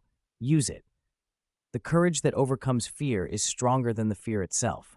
Use that courage to drive your magic. The three nodded, dazed but receptive. They had the sense the advice was right, even if they didn't yet know how to put it into practice. Lucien produced a small green gourd, tipped it mouth down, and emptied it. In wizard combat, spells are most common and practical, but not the only tools, he gestured. Potions, alchemy, herbology, everything has applications. Wadi-wasi. Several Chinese chomping cabbages shot out of the gourd and sped toward the troll under the spell's influence. They bit and chewed with brutal small jaws. The troll howled as the cabbages latched into its flesh, small teeth tearing and refusing to let go. It clawed and ripped them off, even putting one to its mouth and biting down hard, then spat it out with a disgusted pah. The creatures were surprisingly bitter. Even a troll couldn't stomach them. Still, their bite was strong enough to tear through tough flesh. Not enough to kill a troll in 2 or 3 bites, but enough to make a trap useful against human opponents. When the troll finally broke free of the mud, it came at them like a battering ram. Lucien stopped the lecture. The demonstration was over. When ordinary methods fail, you have only 2 choices. Retreat. Make a proper tactical withdrawal. Harry instinctively began to pull Ron and Hermione toward the exit, but Lucien's next move froze him. Or use truly powerful magic to obliterate the threat. He produced several small bottles from his pockets, potions of different properties, and pointed his silver-black wand at a nearby club. The wood began to twist, warp, and contort. It reshaped itself into a living thing, a python's body sheathed in pitch-black scales, edged like blades, its head widening into a crocodilian maw lined with sharp teeth. 4 black eagle talons sprouted along its belly. Its eyes became insectile, crystalline and multifaceted. Broken bone-white spikes jutted along its spine. Its tail fused scorpion and centipede features, the stinger at the end opening and snapping like a pair of shears. The newly born chimera leapt, swallowing the bottles midair. Black-green mist belched from between its scales, and a metallic grinding rasp echoed with every breath. It emitted a high, keening cry, half eagle, half wolf, and dove for the troll. Lucien erected a wall of air to contain the fumes and isolate the effect. The chimera latched onto the troll's neck, coiling its python-like body tight. Claws and razor scales shredded the troll's hide. Bone creaked and gashed. Black-green toxins stained the exposed flesh as the creature tore into its prey. Lucien watched his transfiguration's performance with a critical eye. A chimera fused and reformed from living flesh and bone couldn't match magical beasts in every way, but its raw physical power surpassed ordinary creatures. This was likely what the ancient wizard who wrote the treatise on chimeras meant. A genuine, deeply integrated chimera, born of fierce transformation. To go further would require study of magical creature transfiguration or combining alchemy to craft semi-mechanical constructs. With a final crash, the troll collapsed, limp and sodden with black-green poison. Lucien dispelled the gas, lowered the air barrier, and sent the chimera to drag the body over. It looked tragically dead, useful materials lost. Lucien regretted not being more careful. He'd hoped to keep the creature alive, to harvest things like troll mucus. It was his first time using such a deeply fused, modified chimera in combat. No matter, if it survived, he'd keep it. If not, the acromantulas would have an unexpected meal. He produced a black gourd and began to put the half-dead troll inside. As he worked, the chimera's nose twitched. Its compound eyes rotated, and it glanced toward a nearby pillar. The chimera's strange, translucent eyes met a pair of terrified human eyes. In the middle of the corridor, the chimera, its serpentine body coiling as it tried to slither behind a stone pillar, paused. Lucien leveled his wand, and with a single precise motion, the monstrous shape collapsed into a large wooden mallet. He glanced toward the pillar and saw two figures beating a hasty retreat. A smirk crossed his face. "All right, back to your dorms. We've got classes tomorrow." Lucien sheathed the mallet and flicked his hand, sweeping away the last traces of the troll. Harry and his two friends stood frozen for a heartbeat, then fell into step behind him. After a short silence, Ron burst out, eyes bright. "Lucien, was that transfiguration?" "Yes," Lucien said. "A fairly complex branch of transfiguration." Ron's admiration only grew. He had thought transfiguration a useful adjunct to his alchemy studies, but he'd never imagined it could be used like this, conjuring a bizarre creature with a flick of a wrist and taking down a troll in minutes. He could barely picture how cool it would be to do the same thing himself. "Lucien, do you think I could?" Lucien read the question at once. "You want lessons?" Ron nodded so fast it made him look like a pecking chick. "Have you finished your homework for today? Have you drawn the blueprints?" Ron's smile faltered, and he scratched his head. "Well, there was an accident today. I haven't written much yet." Lucien shook his head gently. Children were impulsive. They wanted the next exciting thing before their fundamentals were sound. Still, Ron had shown the mechanical animals to the Weasley twins and had made good progress lately. That would earn him family approval, and perhaps the Weasleys would pass on more useful books and notes. Lucien wondered what kind of magical knowledge they might send. "Ahem," Hermione interjected, unable to hold back any longer. "Lucien, are you tutoring Ron? Is that what's going on?" Lucien had no reason to hide it. He expected Hermione to have noticed sooner. He had, after all, altered some things in the timeline. The trio's relationships had been different, and maybe he'd missed certain cues. "Yes," Hermione blinked, then turned to Harry. "And Harry, his potions have improved a lot recently. Is that your doing too?" Lucien nodded again. Hermione bit her lip, hesitated, then as the three prepared to part for their common rooms, she whispered, "Then could I learn from you?" "What do you want to learn? You don't have any weak spots, do you?" he teased. "I want to learn everything," she said immediately. Lucien was not surprised. It fit Hermione Granger perfectly. Teaching two eager students had been one thing, three would be more work. He'd set a price. He didn't do favorites, but knowledge should be equal. With the shape-shifting flesh golem already under his belt, he could move on to the next stages of transfiguration, transforming the inanimate into the living, living into living, and, eventually, animagus work. He was going to be increasingly busy. If someone could help him save time, Lucien looked at Hermione and laughed softly. "Can you mark homework?" A little later, somewhere else in the castle, the staff had gathered. Snape limped in, finding Dumbledore and the other professors already assembled. His tone was clipped and strained, as if he were brushing away an irritation. "Why the sudden summons? Aren't we still looking for the troll?" he asked, glancing at Quirrell with a look of caution and distaste. Dumbledore stroked his beard thoughtfully. "Thank you all for your efforts tonight, but there is no need to continue the search. Please go back and get some rest." He hesitated, his voice odd for a moment. "The troll has already left the castle." The professors exchanged doubtful looks. It was hard to believe such a brutish creature would simply wander off of its own accord. "Left? Really? It wasn't hidden somewhere by someone, was it?" Snape's tone made his implication clear. Dumbledore seemed not to notice the accusation against Quirrell. He cleared his throat. "I'm quite certain nearly headless Nick saw it leave." A gray, translucent figure drifted from the wall, nearly headless Nick. He propped up his slipping head and, after a nod from Dumbledore, spoke in his hesitant, proper way. "Yes, that troll, has already left Hogwarts. It will not harm the children." The staff nodded. The portraits and the ghosts of the castle were under Dumbledore's care and had no reason to deceive him where the students' safety was concerned. After a brief exchange, the professors took their leave to prepare for the next day's lessons. Dumbledore and Nick lingered.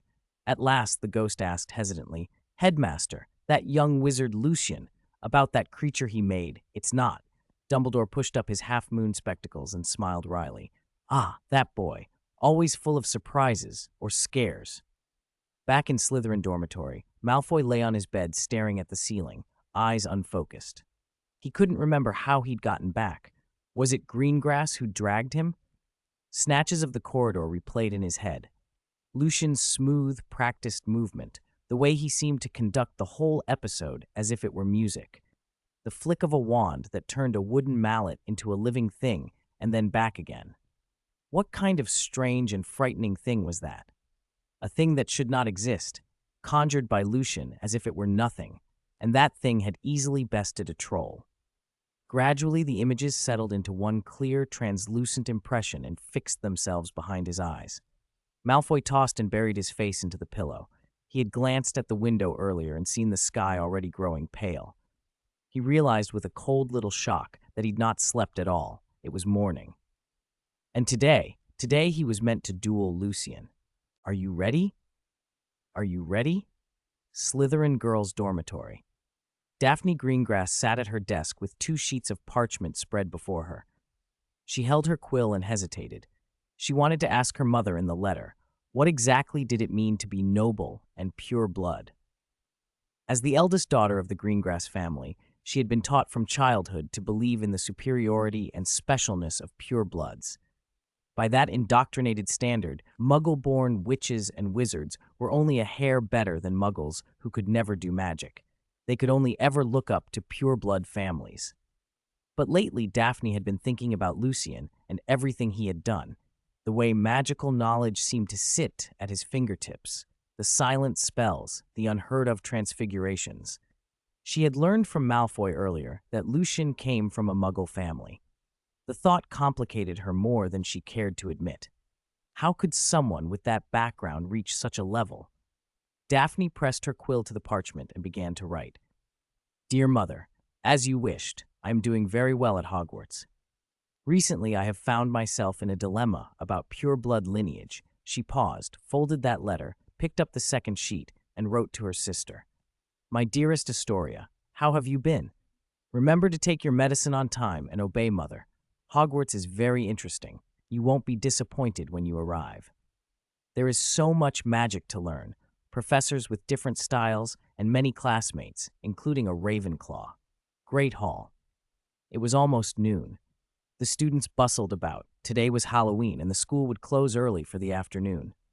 After a morning of classes, they were liberated and joyful, the panic from last night's troll incident already fading from most minds. Banners and laughter filled the hall. But not everyone shared the mood. Draco Malfoy stood in a shadowed corner of the hall, wand in hand, pacing. He had agreed last night to duel Lucien at noon, and the memory of the creature Lucien had casually conjured kept cycling through his head. The pale, thin face grew paler. His hand holding the wand trembled. He pressed on it to steady himself. Malfoy, come on, teach that kid a lesson, someone muttered nearby. A mere Muggle-born, daring to duel a pure blood. What a joke! A tall, burly boy had passed, speaking in a gruff voice. Marcus Flint, Slytherin's Quidditch captain from one of the Sacred 28, caught Malfoy's eye. Seeing Marcus made Malfoy think of last night's troll again, of how that savage thing had been strangled by the creature Lucien had brought forth. Fear sharpened his nausea. He covered his mouth to hide a dry heave. You all right? You look green, Marcus said, oblivious. If you're not well, you can't play Quidditch, no matter how much you say you love it. Malfoy could not bear Marcus's small talk. He excused himself and slunk to the end of a long table, snatched a glass of pumpkin juice, and gulped it down until the nausea receded. When he put the cup down, he saw some familiar faces across from him. Ron Weasley had a pumpkin pasty half stuffed in his mouth and stared in surprise. Harry adjusted his glasses, lips twitching with the memory of Lucien's performance. Hermione glanced once at Malfoy, then continued eating. Lucien, seated beside them, smiled at Malfoy with a pleasant, easy expression. Good afternoon, he said lightly. At that, Lucien's eyes moved toward him. Malfoy practically leaped to his feet and knocked juice across the table. Then, keeping his leg raised, he turned and retreated in a single swift motion. Lucien's smile faded into a small shake of the head. Malfoy had been frightened last night, and looked like he hadn't slept. It would be better, Lucien thought, to finish the duel quickly so the boy could recover. "Lucien, are you going to use that move from yesterday?" Ron asked, chewing and curious. He still wanted to see the transfiguration again, though Lucien had refused to teach it. Lucien shook his head. "Forget it. Let's do something different, something more spectacular."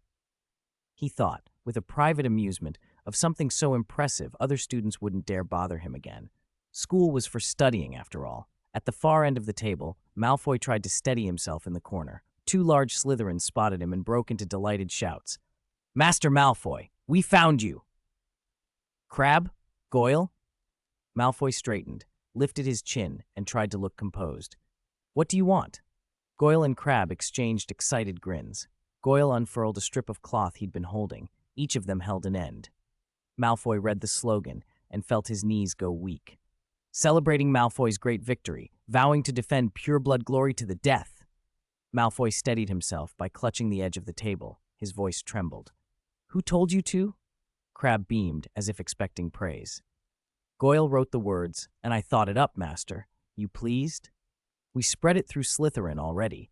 After today, your reputation'll soar," Goyle added proudly. Malfoy's heart sank. Yesterday, he had sworn by his family's honor. There had been witnesses. Now the banner, the bragging, the oath. He could not simply walk away as he had once gotten Potter to believe. He would have to fight. The image of Lucien's strange compound eyes and the creature he'd summoned returned, making his head pound. Dong. The clock in the hall struck 12. Crabbe helped him up. Goyle shoved Malfoy's wand into his hand. "Go on, Master Malfoy." The crowd opened a path. At the other end stood the young man whose performance had so terrorized Malfoy, dark golden hair that caught the light, a polite, composed smile, and dark green eyes fixed on his opponent. He held his wand to his chest and in a soft, steady voice asked, "Are you ready?" 95. Happy Halloween. Inside the Great Hall, a small whisper drifted to Malfoy's ears and jolted him awake. "Are you ready?" "Ready?" He blinked and took in his surroundings. Students from every house crowded the benches. Slytherin and Gryffindor dominated. Slytherin, of course, because of the attention Crabbe and his friends attracted. Gryffindor because they loved spectacle, especially anything that involved the Snake House. Lucien stood opposite him, wand leveled, bowing slightly. That was the correct etiquette before a wizard's duel. Trained and well-bred, Malfoy mirrored the bow without thinking. Then realization hit him. After the bow, a duel. Fear washed through him and drowned out every other thought: family honor, appearance, reputation. Something older than him, some voice from his bloodline, rose up in his head. Surrender to the stronger. "I surrender," Malfoy blurted. Boom. Flames roared from Lucien's wand, a sea of fiery red threaded with gold surging up and away. As Malfoy's words fell, a vast sheet of fire spiraled skyward and replaced the hall's glass ceiling with a blazing inferno. Golden filaments winked through the crimson, turning the whole room brilliantly bright. For a moment, everyone stared, dazed. A few blinked until tears stung their eyes and they ducked their heads. Not bad. Lucien had taken an incendio and twisted it. He'd borrowed the Weasley family notes for a brief spike in magical output and grafted on the flowing light of pure fire. It was showy, spectacular. He watched the reactions of the students and gave an almost imperceptible nod. With a flick of his wand, the fire evaporated. The floating pumpkin lanterns, little bats, and dark clouds that had accompanied it winked out. The hall lost some of its festive atmosphere, but Lucien was already producing replacements. He pulled from his pocket a green gourd and tipped it out. A cascade of ordinary vegetables, pumpkins, tomatoes, potatoes, poured onto the long tables. With a few graceful wand strokes, the vegetables became lanterns of every shape, most still pumpkins. He swapped the gourd for a pink one and tipped again. This time a pile of sweets poured out, and before the candy hit the floor, Lucien transformed them into little colorful bats, each painted with the pattern of its flavor. "All right, please continue," he said, glancing briefly at Malfoy before turning away. Malfoy's sudden surrender hadn't surprised Lucien much. He'd seen the boy's courage and fear the night before when Malfoy had helped subdue the troll. Malfoy hadn't shrunk from that. For a first year to show up in this way was something. But judging by Malfoy's performance now, terror had very much gotten the better of him. If the boy had stood and fought against him, that would have been another story. Then maybe the Sorting Hat had been wrong. Subduing an enemy without a fight had its merits, but for Lucien it lacked a certain theatricality. Still, the speed of the capitulation, no hesitation at all, was amusing in its own right. With a whoosh, a ball of red flame materialized beside him, and Fawkes, Dumbledore's phoenix, burst out and alighted on Lucien's outstretched arm. The bird preened at the man's slightly mussed hair, settled against him, and suddenly both man and bird were gone in a flare of flame. "Wow, what was that bird?" someone breathed. "It took someone away," another whispered. "That's Fawkes, Headmaster Dumbledore's phoenix," a voice answered. "He comes sometimes to fetch people." "Wasn't that the one who took the longest at the sorting? Lucien Grafton?" "Yeah, new student, right? What was that spell?" "Probably a trick. How could a first-year conjure something so strong?" "Oi, go see Madame Pomfrey about your eyes. Didn't you see those pumpkin bats got burned to ash? These little bats are edible." Hannah Abbott, rosy-cheeked with 2 golden braids, was already unwrapping a small bat whose wing was a strip of marshmallow. She tossed it into her mouth and beamed. Neville, trying not to be outdone, snatched a green bat. "Apple candy," he announced. The younger students melted into the merriment of catching the bats and discovering what each one tasted like. Not everyone found it fun. Malfoy, cheeks still flushed, had slid to the edge of the hall and was slipping away. Flint's parting crack about Quidditch had stung. "Malfoy, Quidditch also requires courage.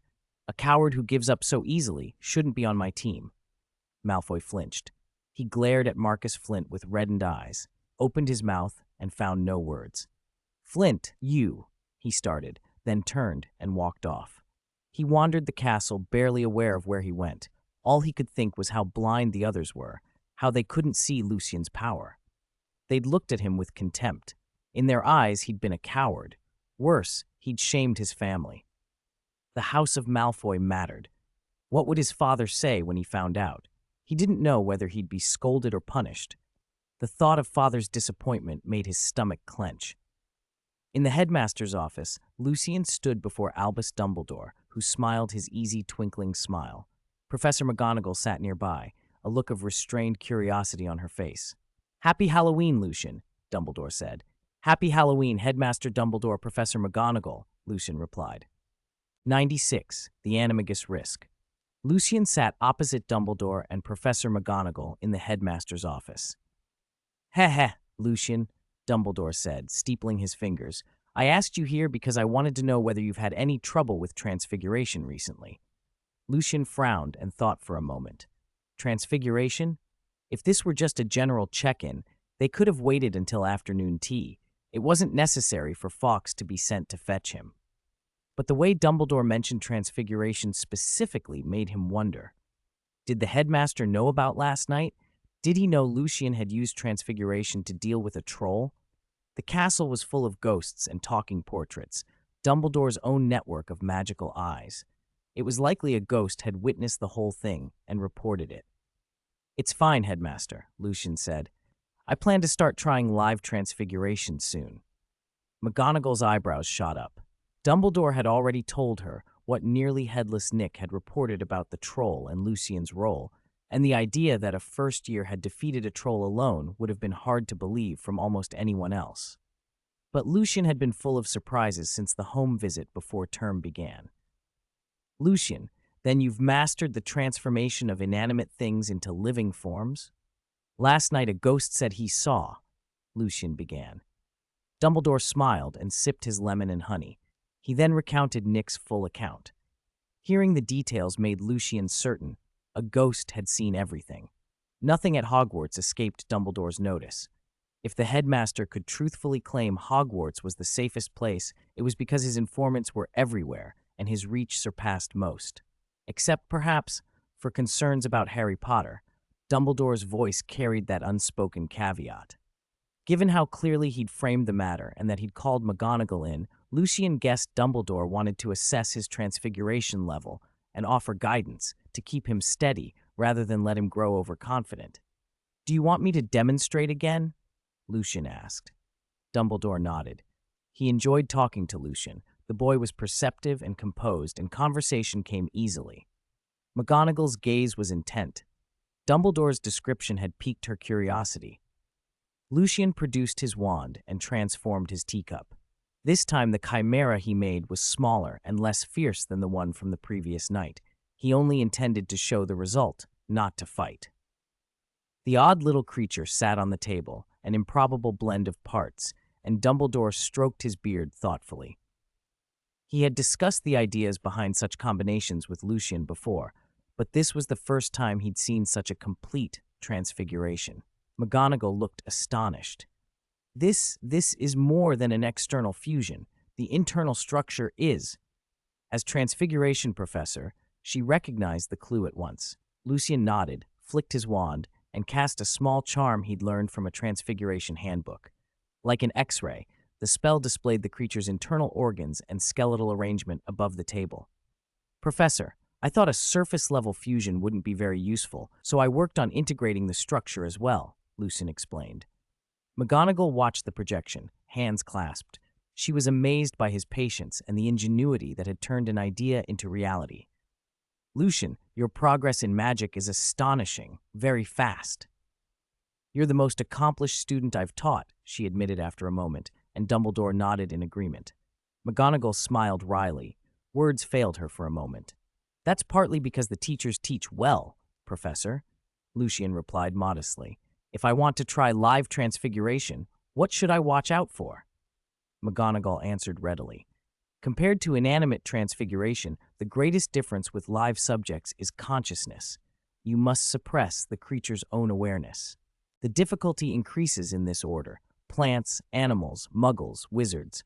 She pointed out the special case of wizards. With wizards, it isn't just consciousness. The magic inside a wizard's body actively resists the transformation. Lucien nodded. And transfiguration doesn't work on magical creatures because their magic circuits differ from wizards? That's right, McGonagall said. That's also why wizards cannot transfigure objects or themselves into genuine magical creatures. Lucien considered that. If the circuits were the core problem, then studying how magic is organized in magical creatures would be a crucial step toward any attempt to create or replicate them through transfiguration. I understand. Thank you. He hesitated, then asked, Also, Professor, if I wanted to become an animagus, what would I need to prepare? Dumbledore and McGonagall exchanged looks. Becoming an animagus was one of the highest achievements in Transfiguration, and the Ministry required registration. Unregistered animagi could face Azkaban. Normally, a student wouldn't attempt it before their 4th or 5th year, if at all. Many felt the risks weren't worth it. The danger lay in the final stages. Once you truly shifted into an animal, you had to remain calm enough to keep your human mind intact. If you lost yourself, you could gain persistent animal traits or, in the worst case, be trapped in an animal form for life. That's why most students didn't try it. Only a few, like James Potter, Sirius Black, and the others who became animagi to help Remus Lupin, had risked it for a friend. For a young wizard with your talent, it may well be within reach, McGonagall said carefully. But becoming an animagus carries considerable risk. If you are determined, Dumbledore continued in his gentle way, come to either of us. Professor McGonagall or I will offer guidance and supervision. After what had happened with Tom Riddle, Dumbledore was even more convinced that talented students needed guidance rather than obstruction. If Lucien believed strongly that he could do something, discouragement might only drive him to attempt it alone. Better to help him take the risks with teachers watching. Dumbledore changed the subject with a twinkle in his eye. By the way, Lucien, I heard that before you came here, you had a duel with a classmate, Draco Malfoy. How did it feel? He asked. 97. In a place like a school, where we come to learn, there should be no distinction between high and low. In the headmaster's office, Lucien listened to Dumbledore and thought, as I suspected, there were too many informants, and they were too efficient. From the moment he had dueled Malfoy to the moment he'd finished the new Halloween decorations, barely any time had passed, and Dumbledore already knew. Perhaps Malfoy's loud declaration the night before had helped. Many people had been present, and several professors had come by later. Lucien feigned thought for a few seconds, then said evenly, It was my first time dueling a peer. To be honest, it felt a little brief. Dumbledore chuckled, pushing his half-moon spectacles up his nose. "Ha ha! No young wizard your age has your skill." "It's normal to make a quick surrender," Lucien said. A smile deepened in Dumbledore's eyes. "And those snack-sized bats you conjured afterward were most amusing. They gave me an idea. Next Halloween, no, this Christmas, I shall attempt something similar." "Lucien, what sweets do children your age like?" Dumbledore asked. "Lemon drop, cockroach clus, sugar muffins, licorice, chocolate frogs." Lucien rattled off a long list. Hearing him list the treats as if they were familiar, Lucien's mouth twitched. Of course, old Dumbledore just wanted to taste them. Magic and potions made indulgence easy. Diabetes was a small worry when you could brew away the consequences. Whether young or old, if someone could eat sweets without consequence, why not enjoy them? Madame Pomfrey and Snape, the two tireless caretakers, would be there to patch anyone up after. McGonagall's brows pinched. She interrupted Dumbledore's confectionery musings. "Dumbledore, don't let the children eat too much sugar. They must learn to eat properly," she began. Dumbledore merely murmured, half to himself, "Eating sweets makes one happier."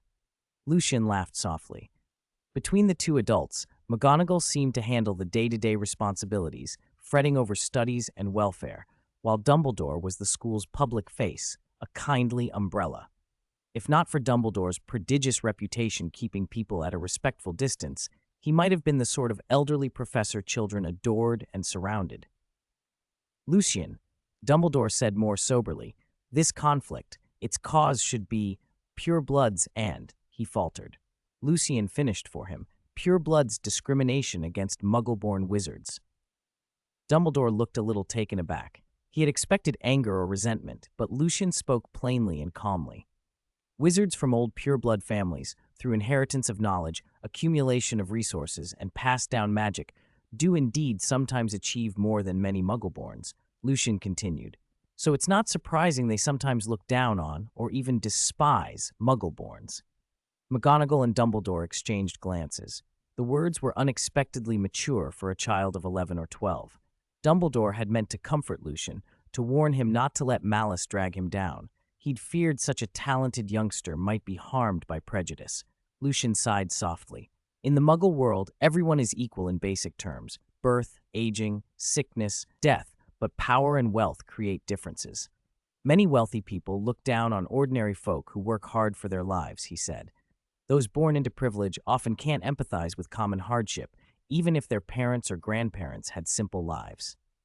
And in the magical world, beyond power and wealth, there is the very foundation of magic itself, raw, extraordinary ability. Differences there only deepen inequality and prejudice among wizards." Dumbledore and McGonagall looked at him with new respect. "Of course, in Hogwarts, I think discrimination is held in check," Lucien added. "School is for learning. For the time you're here, everyone is a student, no hierarchy of high or low." His point was simple. He wanted the staff to watch the behavior of certain pureblood students more closely. Dumbledore's authority already cowed them into reluctance, but superficial compliance still hid resentment. Lucien wanted a stable environment in which he could study. He had neither the power nor the desire, yet to uproot deep-seated prejudice. In time, he thought, when he had influence, perhaps as headmaster of Hogwarts or even minister for magic, he would work to change things at root. Dumbledore and McGonagall understood the request and the limits. They agreed quietly that implementation would be difficult, but the matter was noted. "Lucien, you're right," Dumbledore said at last, his tone solemn. "Here, at least, everyone should be equals, classmates, nothing more." After a little more conversation, Lucien took his leave. He did not return to his dormitory or the library. Instead, he took a winding route through corridors and arrived at the potions classroom. Inside, under dim light, Professor Snape sat hunched over a bench, wincing as he eased a healing potion onto a terrible wound. The bite went deep to the bone, the flesh was slowly knitting, but wisps of dark arts still corroded the healing. It had been a Cerberus's bite. A simple wound would have been trivial for Snape, but the dark arts' taint clinging to the creature's teeth delayed every cure. "It's a pity," Snape muttered, "that the chillin' saliva from the East Lucien gave me was mostly used up. The little that remained, brewed into a potion, only neutralized part of the Cerberus curse." There was a knock at the door, 3 rapid raps. Snape frowned. Who would call on him on a holiday? He set aside his robe to cover his legs. The wound still throbbed when touched. "Come in," he called, teeth clenched against the pain. He pushed the door open and stepped into the potions master's office. The familiar tang of medicinal herbs filled the air, with, faintly underneath, the metallic trace of blood, evidence that Snape still bore the Cerberus bite. Lucien's nose twitched. He crossed to the table, sat, and looked over the unlidded bottles and jars. "Professor, happy Halloween," he said. Snape blinked at the greeting, a little unaccustomed, and gave a short, slow nod. Lucien inwardly grumbled at the curt reply. "Does that old bat never get holiday greetings?" Snape's voice lavendered into habit next. "Do you have a question?" Few students ever bothered to come to him outside class. Lucien was one of the rare exceptions. He produced a small glass vial from his pocket and set it on the table, pushing it toward the potions master. "Professor, I tried to refine a simple potion. Could you take a look?" Snapey uncorked the vial. Inside sat a solid pellet.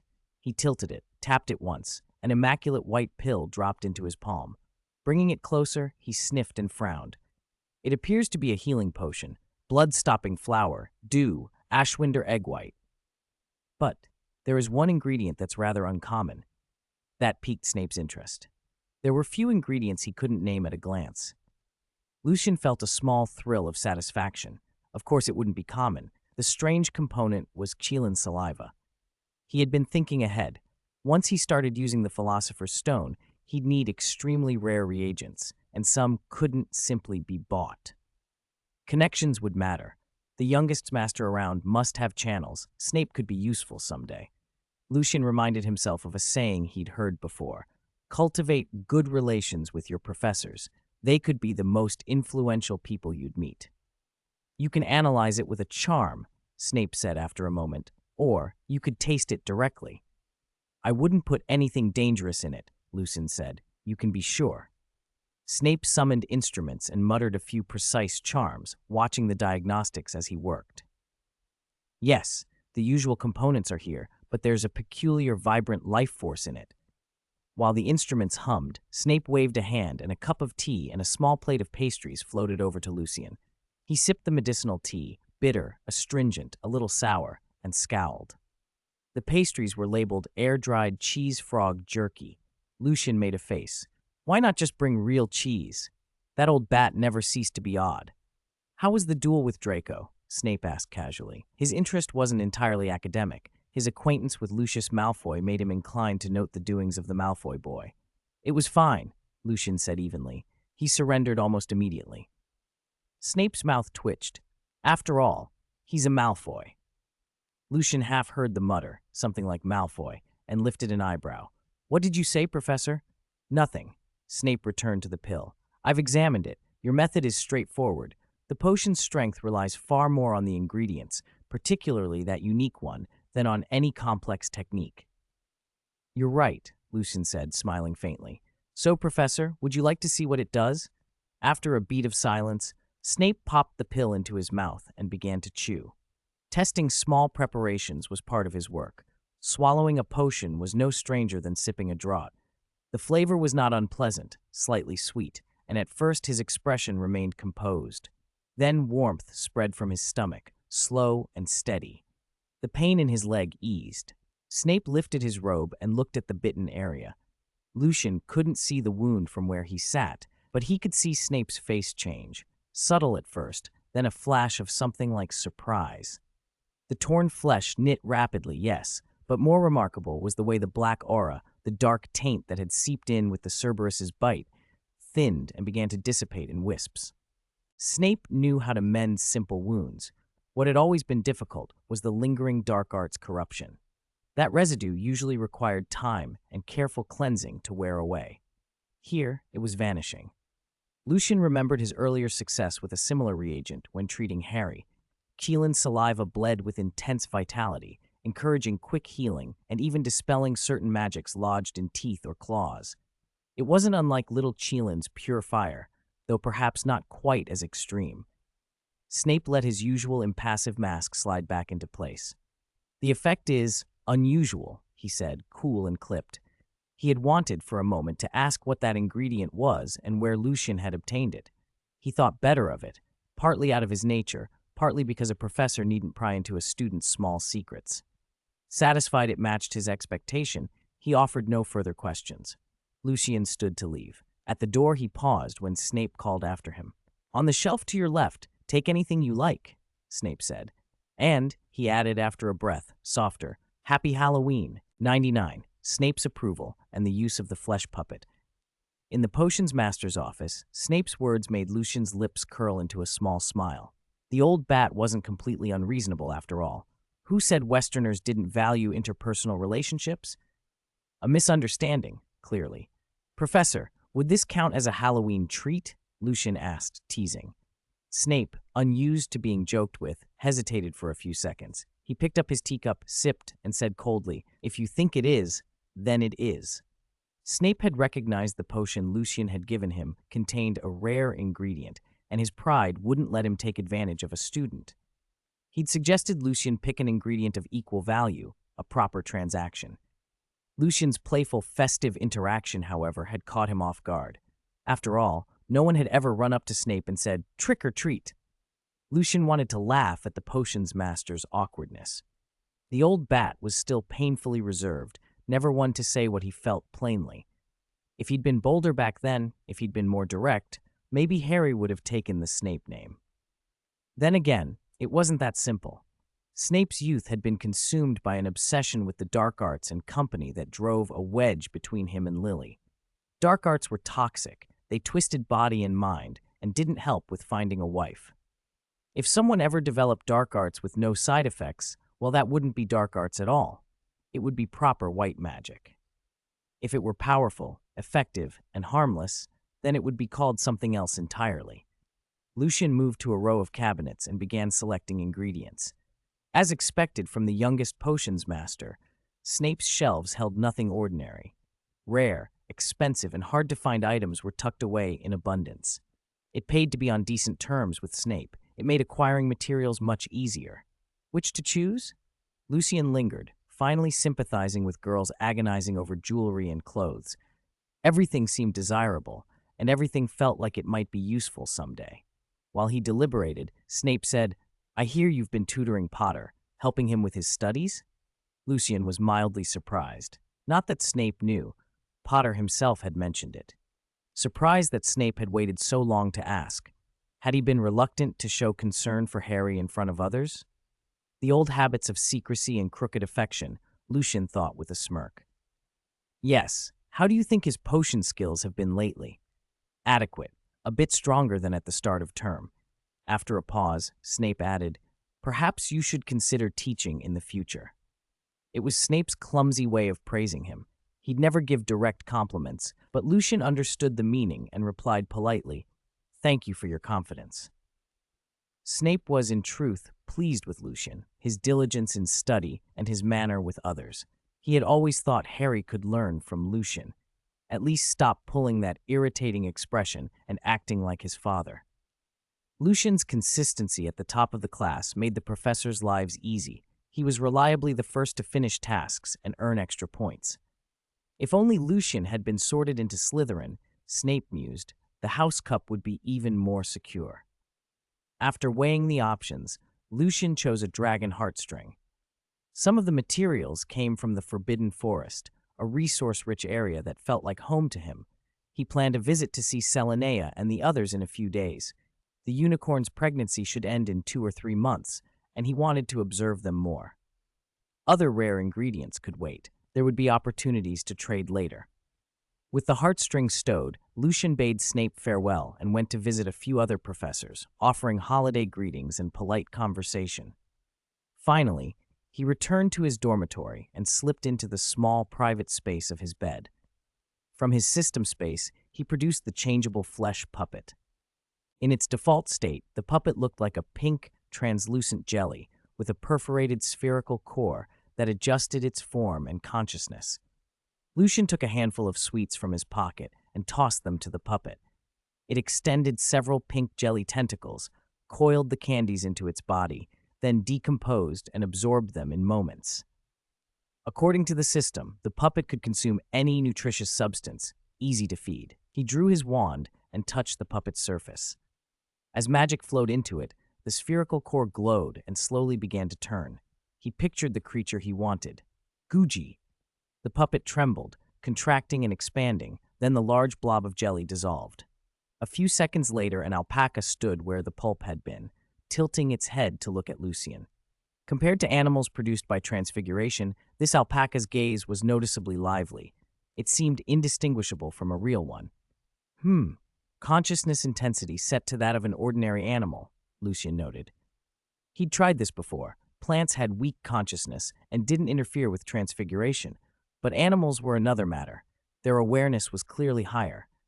Still, with a tap of his wand, he set the alpaca to transform. A barrel appeared in the space, though its lid still bore a complete alpaca head. The creature glanced at Lucien and puffed its cheeks, apparently ready to spit. Another flick of the wand, and the barrel changed again. No alpaca head remained. Instead, the side of the barrel had sprouted 4 legs, and it began hopping around. My first attempt at turning a living thing into an inanimate object. Still a bit rusty, Lucien murmured, watching the barrel hop. He let it move while he thought over the gaps in his recent transfiguration practice.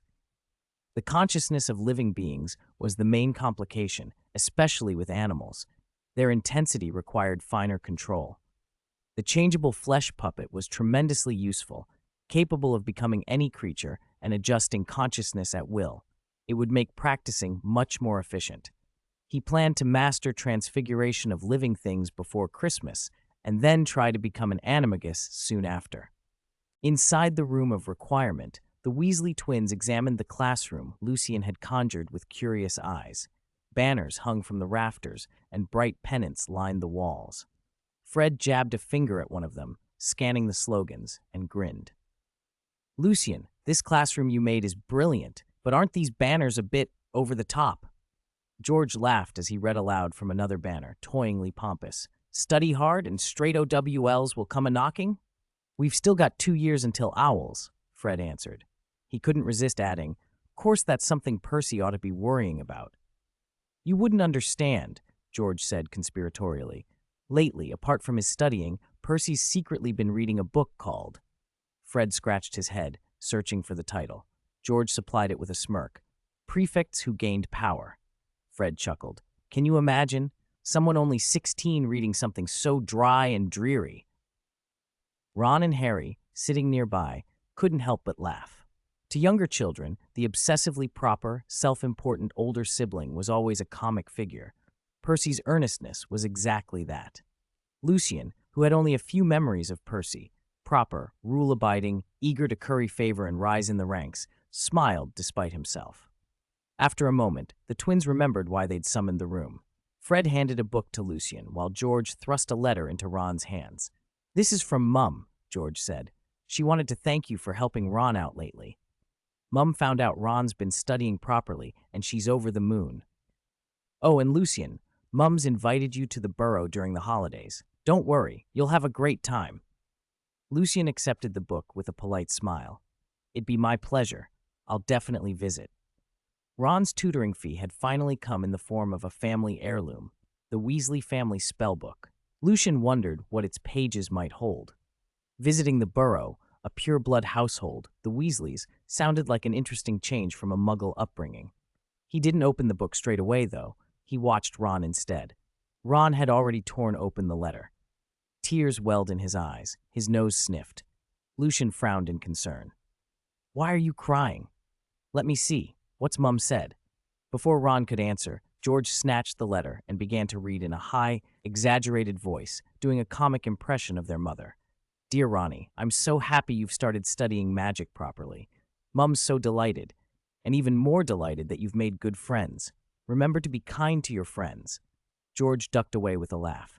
"See, I told you. You're allowed to be called Ronnie, baby. Mum calls you that, too." George, Ron's face flushed an almost comical red, brighter even than his hair. He lunged for the letter like a dog after a bone, but being 2 years younger, he couldn't catch his brother. Fred, grinning, turned to Lucien and winked. "See, our family's a bit different from the Malfoy purebloods." All right, have a look at this magic book, George urged, nudging Lucien. Lucien opened the family book. The cover was plain parchment, enchanted to resist wear, with the single word Weasley scrawled across it. It looked casual, nothing like the heavy, ornate volumes some ancient families prized, but inside the content was surprisingly rich. The Weasleys were a pure-blood line among the Sacred 28. The book's material might be informal, but the knowledge ran deep. Pages described spells and the theory behind them, the castings, the arrangement of magic circuits. Lucien's interest sharpened at the latter. Magic circuits were the pathways by which magic flowed through wizards and magical creatures, and they varied across species. The biggest hurdle in transfiguration into magical creatures wasn't getting the outward form right, that could be conjured, but constructing the proper magic circuits so that the creature's innate abilities and instincts would function. Without those circuits, a transfiguration would be skin deep. The book dealt with improving a wizard's own circuits to raise speed and power, and it compared human circuits with those of various magical beasts. Lucien thought of Bill Weasley, the eldest son, who worked as a cursebreaker at Gringotts. Bill's talent, combined with family knowledge, explained much. The book's methods, analyzing circuits, training them, practical ways to perceive and alter them, were exactly the groundwork Lucien needed. With them, practicing transfiguration of living beings would be feasible. The bigger challenge ahead would be becoming an animagus, which demanded a thorough understanding of animagus circuitry. Lucien thumbed through the pages, thinking how useful this would be both for his own studies and in teaching Ron. Alchemy helped, but a wizard's internal magic was the foundation of everything. He glanced at Ron, who had finally wrested his letter back and clutched it to his chest. And then at his own thoughts, he could push his knowledge of alchemy a little further, but if he wanted to make real progress on circuit observation, he needed better tools. He sent a brief mental command to the system that only he heard. "System, show me available loans." A cheerful vibration answered in his mind. "Host, missing me again." Shh. Lucien skimmed the list. 2 options looked promising. Loan, analysis lens, weekly loan. Content, an alchemical device. When worn, it lets you see magic circuits within wizards or magical creatures. Maximum continuous use 3 hours, 1 hour cooldown. Task, observe the magic circuit of a magical creature. Loan, Eye of Peering Magic, monthly loan. Content, a combined potion alchemy transfiguration procedure to alter the eyeball, enabling direct perception of magic circuits. Task, find an animagus in animal form, perceive and record its hidden magic circuits. The analysis lens was straightforward. He had mooncalves and acromantulas stored in his gourd. One of those would satisfy the task easily. The Eye of Peering Magic wasn't much harder. Animagi were rare, at least officially. Only a handful were registered with the Ministry, but Lucien knew at least one on a personal level, Professor McGonagall. Of course, asking her to turn into a tabby for study would be absurd. Then he remembered what sat in Ron's pocket, scabbers. He had planned to find the time to study scabbers, to see what set animagi apart, and begin laying the groundwork for his own attempt to become one. Using the eye would let him observe magic circuits directly, a tool helpful not only for research but for combat as well. Compared to the analysis lens, the eye would be more practical. No need to fumble for a gadget in a sudden fight, but surgically altering one's eyes might carry risks. System, what are the risks of the Eye of Peering Magic modification? He asked. A deadpan reply flashed in his head, dripping with mock solemnity. Host, have you forgotten? When I first joined you, I swore, system products are always. Lucien cut it off. All right, enough. That's an old joke. How long has it been? I want to take the Eye of Peering Magic loan, he said. A chime trilled in his mind. Ding. Loan application successful. The system listed the loan details. Loan, Eye of Peering Magic, monthly loan. Repayment deadline, 30 days. A little note appended itself like a footnote to a form. Evaluation. Please remember to recite the incantation when activating the Eye of Peering Magic. Lucien blinked. The note felt theatrically dramatic. What was this, a Chunabu ritual? He had half a mind to laugh. Then, for a moment, a childish anticipation stirred. If only it would escalate into some cosmic showdown between him and the system, some higher dimensional consciousness descending to challenge him in grand fashion. He expelled the thought and, not wanting to waste time, disconnected from the system after the loan was processed. By the time he looked up, the twins were already slipping out of the room of requirement, whispering about pranks and what to study next. Lucien pocketed the Weasley book and the information from the loan, including the irritating little reminder about the incantation, and followed the others out. A few days later, in the Great Hall, Malfoy fussed at the sticky slug juice that clung to his hairline. "Blast it! Who put dung bombs at the entrance this time? Such tedious pranks." "Master, let me help you clean it," Goyle said, stepping forward without hesitation. He didn't seem bothered by the slime on his own robes and reached up to brush the mess from Malfoy's hair. "No need. Take care of yourself first," Malfoy responded, brusque but softer than usual. Ever since his duel with Lucien, when Malfoy had surrendered ungracefully, some of the Slytherins had been whispering behind his back, accusing him of shaming pure-blood pride. It was the first time he'd felt the sting of being ostracized by his own house. For the first time, he'd gained a small, reluctant understanding of how Muggleborns and half-bloods must feel under some pure-blood disdain, though he would never admit the comparison out loud. He watched Crabbe and Goyle attend to their own grime and thought about Christmas presents for his followers. They still stuck by him. They weren't malicious, just dull. A proper gift was called for, respectable, not shabby, but not overthought. As he ruminated, a gray-black owl swooped down. A thick parcel thudded onto the table beside his silver plate. Malfoy picked up a leftover biscuit and lobbed it toward the bird, which snapped it up and flew off without a second glance. He turned the parcel over and found an envelope tucked to the side bearing the Malfoy family crest. His fingers went suddenly cold. His worst suspicion had come true. His father knew. As a member of the Board of Governors, his father would have easy access to news about school affairs. Malfoy tore the seal, trembling slightly, and read, "My dear Draco, my proud son, you did very well." Malfoy rubbed his eyes to be sure he'd read it right. This wasn't the letter of admonishment he'd expected. No scolding for surrendering in a duel, no lecture about family honor, no threat to his allowance. He read on, confusion turning into stunned disbelief. "I already know about you and Lucien Grafton. I have looked into that student's background. There is promise in the boy.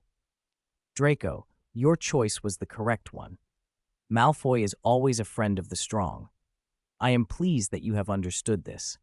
I have spoken with your head of house, and he has an excellent opinion of Lucien. You should know how rare that is, particularly coming from Severus.